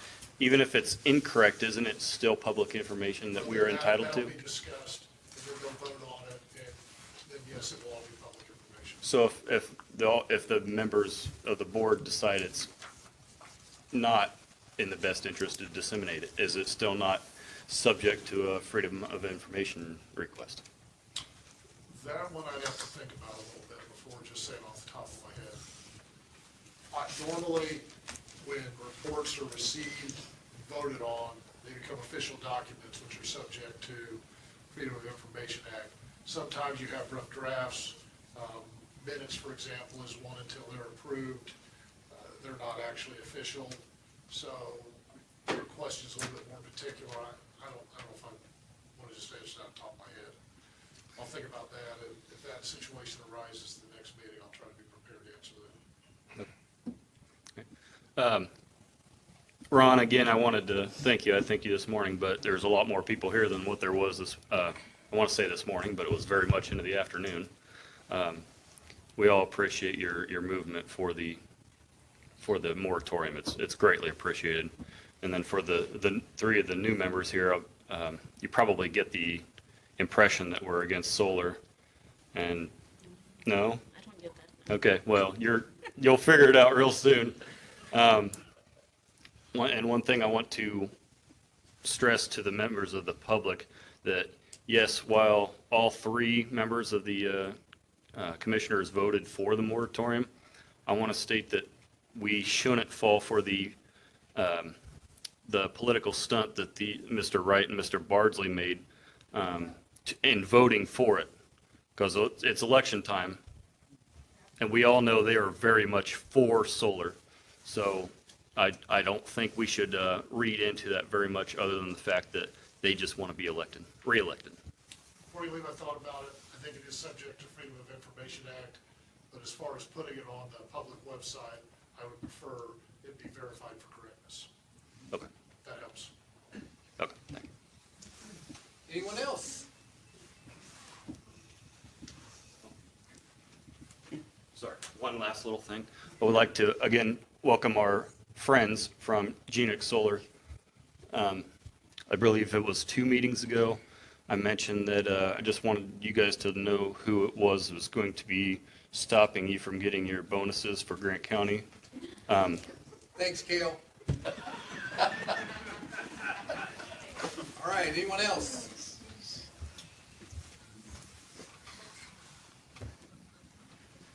You guys are being nice tonight. Randy, I'll go ahead. I hadn't come with anything prepared, but again, it's Andy Ellis, Fairmount. And did want to state, just because we do have new members here, that it's not that the community is totally against solar. There's just appropriate places for it. And on farmland, where there's tremendous benefits for farmland today as well as in the future, and that's really the culture of our community. There are brownfield sites, old factories, dumps, they could be turned into green fields. Those would be appropriate locations, or if somebody wants to put it on the roof. But he is absolutely correct that as a community, we've been fairly vocal about it, and basically we were ignored. And the ordinance that the commissioners approved, it was kind of just crammed down our throat. So I just wanted to clarify that there are places for solar. If our community colleges wanted to put some solar around to provide for their particular applications, that's a different thing. You know, we can handle that. I think that should still go through the zoning board and go through special exception. But I think that that's something a little bit different than what we're talking about. We do not promote tearing up our farm ground to put massive solar installations on. So thank you for your time. All right, anyone else? Good evening, Dallas Street. I'm from outside of Van Buren. Quickly, Mr. Stewart, again, thank you to you and the other two commissioners for your actions today. Kind of opened the window a little bit, showed the group of people that are against this movement that we do have a voice and you guys are at least listening a little bit. So thank you for that. I'm going to read the definition of a moratorium, and then I have a question for Mr. Malat and probably the APC. According to Merriam-Webster, a moratorium is defined as a legally authorized period of delay in the performance of a legal obligation or the payment of a debt. It can also be defined as a waiting period set by an authority and further defined as a suspension of activity. Mr. Malat, it's no secret that you've been coordinating with these solar companies for multiple years now. I look forward to my request. I look forward to the request that I made, and I can assure you another will be following it for deeper into the history. My question to you is, after the vote today on a moratorium of all solar, are you going to suspend your activity with these companies? You act like I talk to them all the time. I am confident that you do. Dallas, I can help you with that. Okay.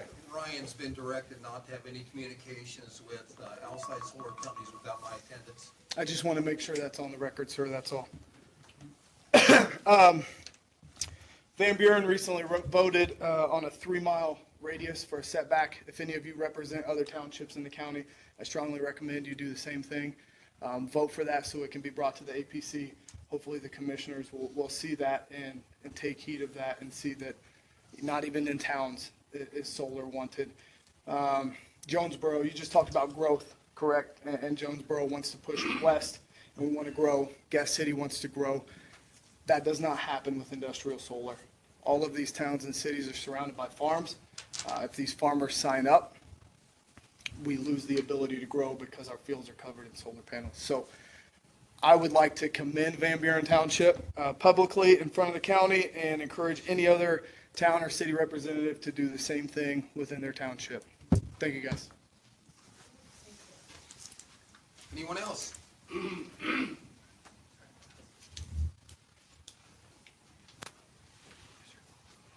Myron Brankel, 5450 East, 550 North, Van Buren. One thing Dallas did not say about Van Buren, Weaver Popcorn has a plan for a $31 million expansion. They're bringing all their facilities, offices and everything, planning on that.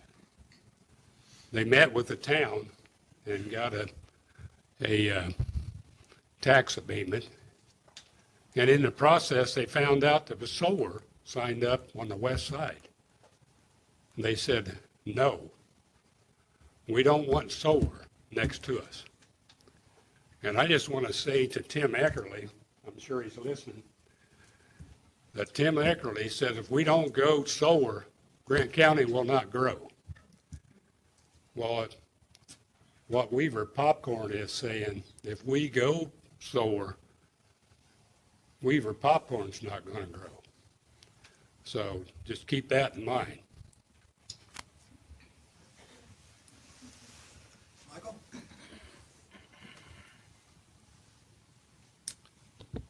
Michael Duke again. I just want to follow up on the question that I asked the representative from the consulting company. It's no longer here. In that I would encourage the executive committee, the planning committee, the technical committee, whatever it's going to be called, that engages with the consultant to manage this process of the comprehensive plan being updated and revised, that there be adequate number of public hearings to continue to hear public concern, public input on how the citizens of our county want our land to be used and how our economy can be further developed and grown. Not just one public hearing, but multiple public hearings. Thank you. All meetings will be advertised as public meetings associated with revising the comprehensive plan. Anyone else?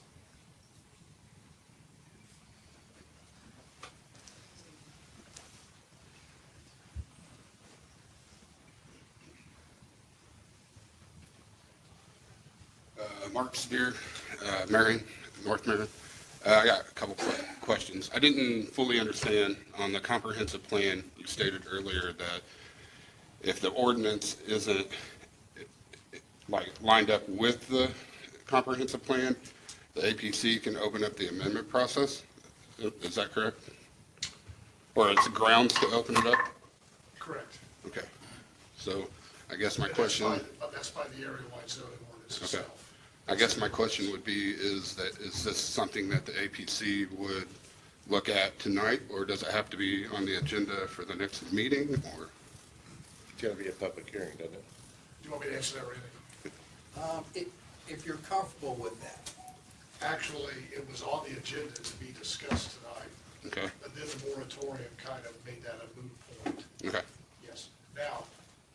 Well, the moratorium's only for 6 months, and they said it would take up to a year to get the comprehensive plan Depending on done. the direction the moratorium goes, this body has the ability to do that. Okay. And they have, now, per the ordinance, they have a 6-month period also. Okay.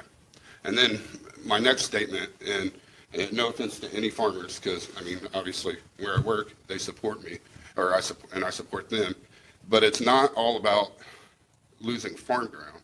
It's also about residents. I'm not a farmer, but it's coming next to my property. And anyone that's within a certain area is going to lose property value.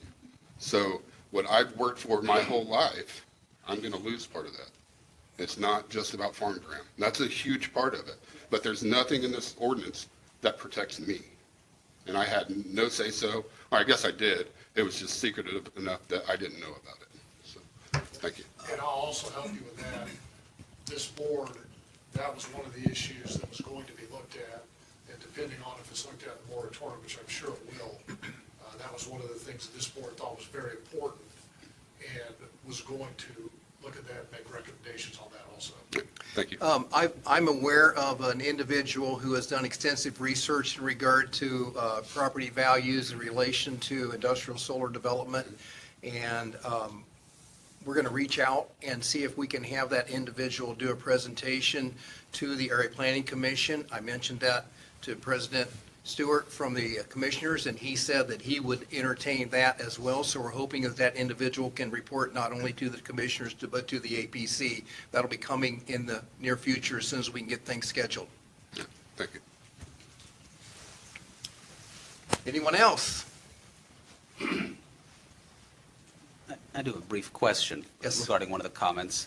Just curious, because there's multiple, I'm new here again, I've just tried to catch up, but I've heard multiple things against concerns about solar, specifically Weaver Popcorn. Was it their property value? Was it drainage? What was their concern specifically about the solar going next to them? Do you know?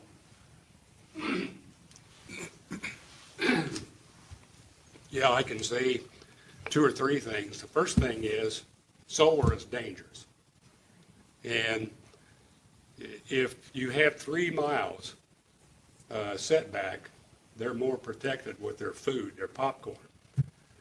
And as we know, I mean, we get emails and texts and everything else about the dangers of solar, from storms, hailstones, and everything else. And their property, I mean, these solar panels are deadly. I mean, they've got deadly chemicals in them and everything else. And they're not willing to move all their facilities from Indianapolis to Van Buren and take that chance that we get a hailstone storm or whatever, and their popcorn, plus there's another, like a jerky and beef products that's moving in with that. They don't want that. They don't want that risk. And along with the homes, Randy, you said something about getting somebody in here. I can show you 3 of the most beautiful homes in our area in Grant County that says we're watching, and if it's going to come, we're selling out, we're getting out of here. So that's how it's going to impact us. Anyone else? I'd like to expand on the Weaver thing a little bit. Real quick, Okay, if I thanks, could. Jerry. Weaver's still planning on moving here. I don't want anybody to think that they're not, that they were, this upset them because they really didn't know about it. So they were upset, and they do not want it closed because of a lot of what Mr. Breckle said. Water runoff and that type of stuff, and, you know, it can get in the system, and they're worried about that. So they're still coming so far. My name is Charles Weaver.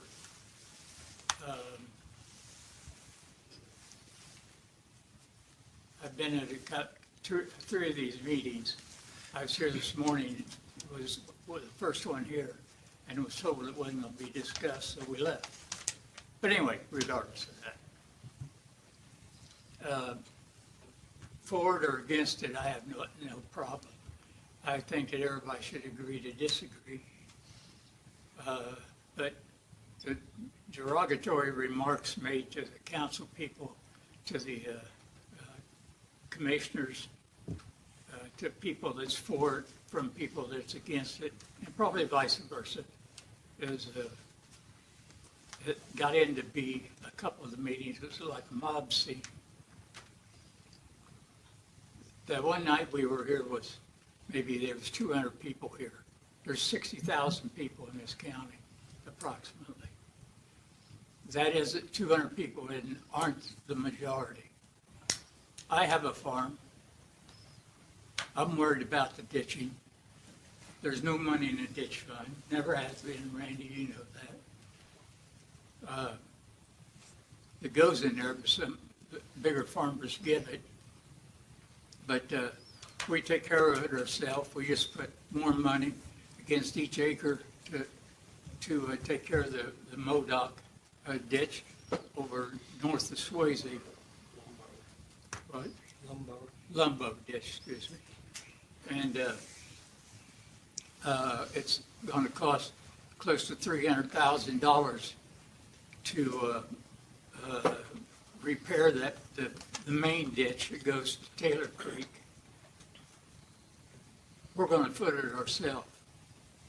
Not we as individuals, but through tax on each acre. We're worried about that. The solar people that we talked to put it in writing. I taped all the meetings. Said they would take care of you, bring in your own ditching people, whoever you do business with, and they'll fix it and keep it up. The ditching part of it, we were worried about that because it will cut it up and they'll fix it at that point. But as far as Weaver Popcorn just sold They sold to Hershey. They just sold, 2 weeks ago to a LLC out of Florida, 60% of the rest of their product. And they're not making anybody, threatening anybody to leave if we put in solar panels. Now, being a farmer, I want to say one thing. We start out in the spring or in the fall, get the ground ready, go over it several times, plant it, spray it, do this, do that to get a crop. The sun makes a crop, grows the corn, grows the soybeans, and then it produces soy or a food product, and we use that soy for to produce electricity, food, several other things. I consider, whether I'm in favor or against, I consider it another crop. I consider they look nice, and if they're dangerous and they got cadmium in them, which they do have, but every day, if you're a farmer, you eat beef liver, beef kidneys, beef tongue. We've eaten it all our life, has more cadmium in it than several solar panels. They're not dangerous. I'm not talking about windmills. We're getting mixed up on the 300-foot, from Van Buren. You can make it 3 mile or whatever you want to do. 3 mile is something that you're damaging people's decisions to make. You as one person or 10 people or 20 people are making that decision for, 4,000 or 5,000. And I don't agree with that. I agree that we can agree to disagree, but we should do it like ladies and gentlemen. Steve Wright and the other gentleman aren't here to defend herself, but if you want to say something to them, wait till they're here and say it to their face. But the other thing that if we're so scared of these solar systems, we picked up in the last 2 years, picked up from 700 counties to over 1,200 counties in the United States have put them in. There's been over 100 and some went bankrupt, and I know that. I've been in several businesses in my life, and a lot of them went. The people that were in them went bankrupt. But the interest rate, the cost of doing business, and 90-some% of them are on the West Coast in California. I mean, my point is that we can't stop progress. Half them taxes go to the county, half of it goes to a general fund. But pardon me. And okay. But they're not dangerous at all. If they were dangerous, why are we sending our kids to Eastbrook, Oak Hill, Madison Grant? And why weren't they protesting, sending the kids there because they're so dangerous? They're not. They're not dangerous. There's something new. We're always against progress. And all I want you to say is think for yourself. Don't let somebody influence you by telling you a lie or telling you this or telling you that. There was a great article I recommend everybody reading it over the weekend in the USA Today. Had both sides of the point. So if you get a chance, read it. And I won't have to, if I decide to put solar panels on my farm, I wouldn't have to go over it every time with a big tractor. I wouldn't need a big tractor. I don't have to go over it once, and I'm getting a crop every year, every day, wintertime. I don't get a crop off of it now in the wintertime. So anyway, that's how I feel. Thank you. And besides that, you guys did a hell of a job tonight. We do. 9:09. All right, we'll take one more. Thank you. Anybody else? I'd like to respond to this gentleman. If I got something to say to Bardsley or Wright, I'll say it to their face. And you guys all know it. And if you want to see the truth, read the Epic Times. The Epic Times had a front page article, well, it started there, called Dominion, eminent domain on farm ground, on solar. What it actually said was the government, this administration that's tearing everything apart in America. If you don't agree with me, that's fine. And if you don't like me, that's fine. But I tell you what, I'm going to fight to save our farmland from solar till the day I die. And there'd be no question from anybody. But this plan is, they're planting solar in these states and these counties. It's government.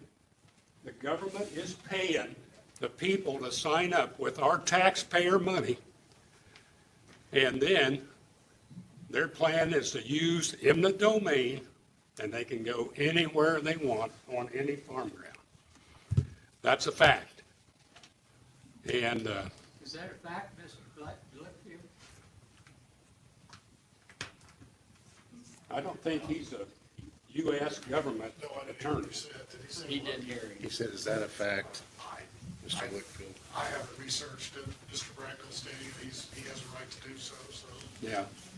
There are examples, where these industrial solar plants have changed hands, and they've been bought by, like, Duke Energy. And then Duke Energy has been able, just like a highway or whatever, because they're a utility, to apply eminent domain. Right. And even when we had the review out at the high school, with the solar companies that were presenting, they did not deny that that was a possibility. Right. They suggested, oh yeah, that probably won't happen, but they did not deny that that's a possibility. The first meeting we had at the high school, one of the solar gals made a mistake. She said it'll be sold within a year. And I guess she got corrected, fired, or something. But yeah, they can put anything down. Yeah, they'll fix our tile. Or they'll say they'll fix our tile. But it's up to commissioners to make sure that happens. And I'll guarantee you, they won't fix the tile. So that's just part of it. I want to thank everyone for coming. I need a motion to adjourn. I got one thing to do. Okay, Frank? About Bitcoin. Their light out there blinds you going down 100 at night. They got a security light. And I mean, the last mile or so, they're going up to 600 on 100 going east. It blinds you. Brian, will you take a look at that for us? Will do. Do it at night. It is bad. Frank, which way is it? It's pointing west. So if you leave town tonight, go out east. Yeah, about 100 north, go to 600 east. Any other comments, commission members? Daytime too. 24 hours. Let's make a motion. Motion, Mr. Cottle, to adjourn. Second, Mr. Bothwell. Roll call. Bothwell. Yeah, I can do it. Cottle. Yes. Hicks. Yes. Kelly. Yes. Excuse me, I need to be over here. Knuckles. Yes. Pearson. Yes. Horn. Yes. Soul. Yes. Stewart. Yes. Todd. You new guys gotta come back, ladies. You gotta come back. You can say guys, it don't offend me. No.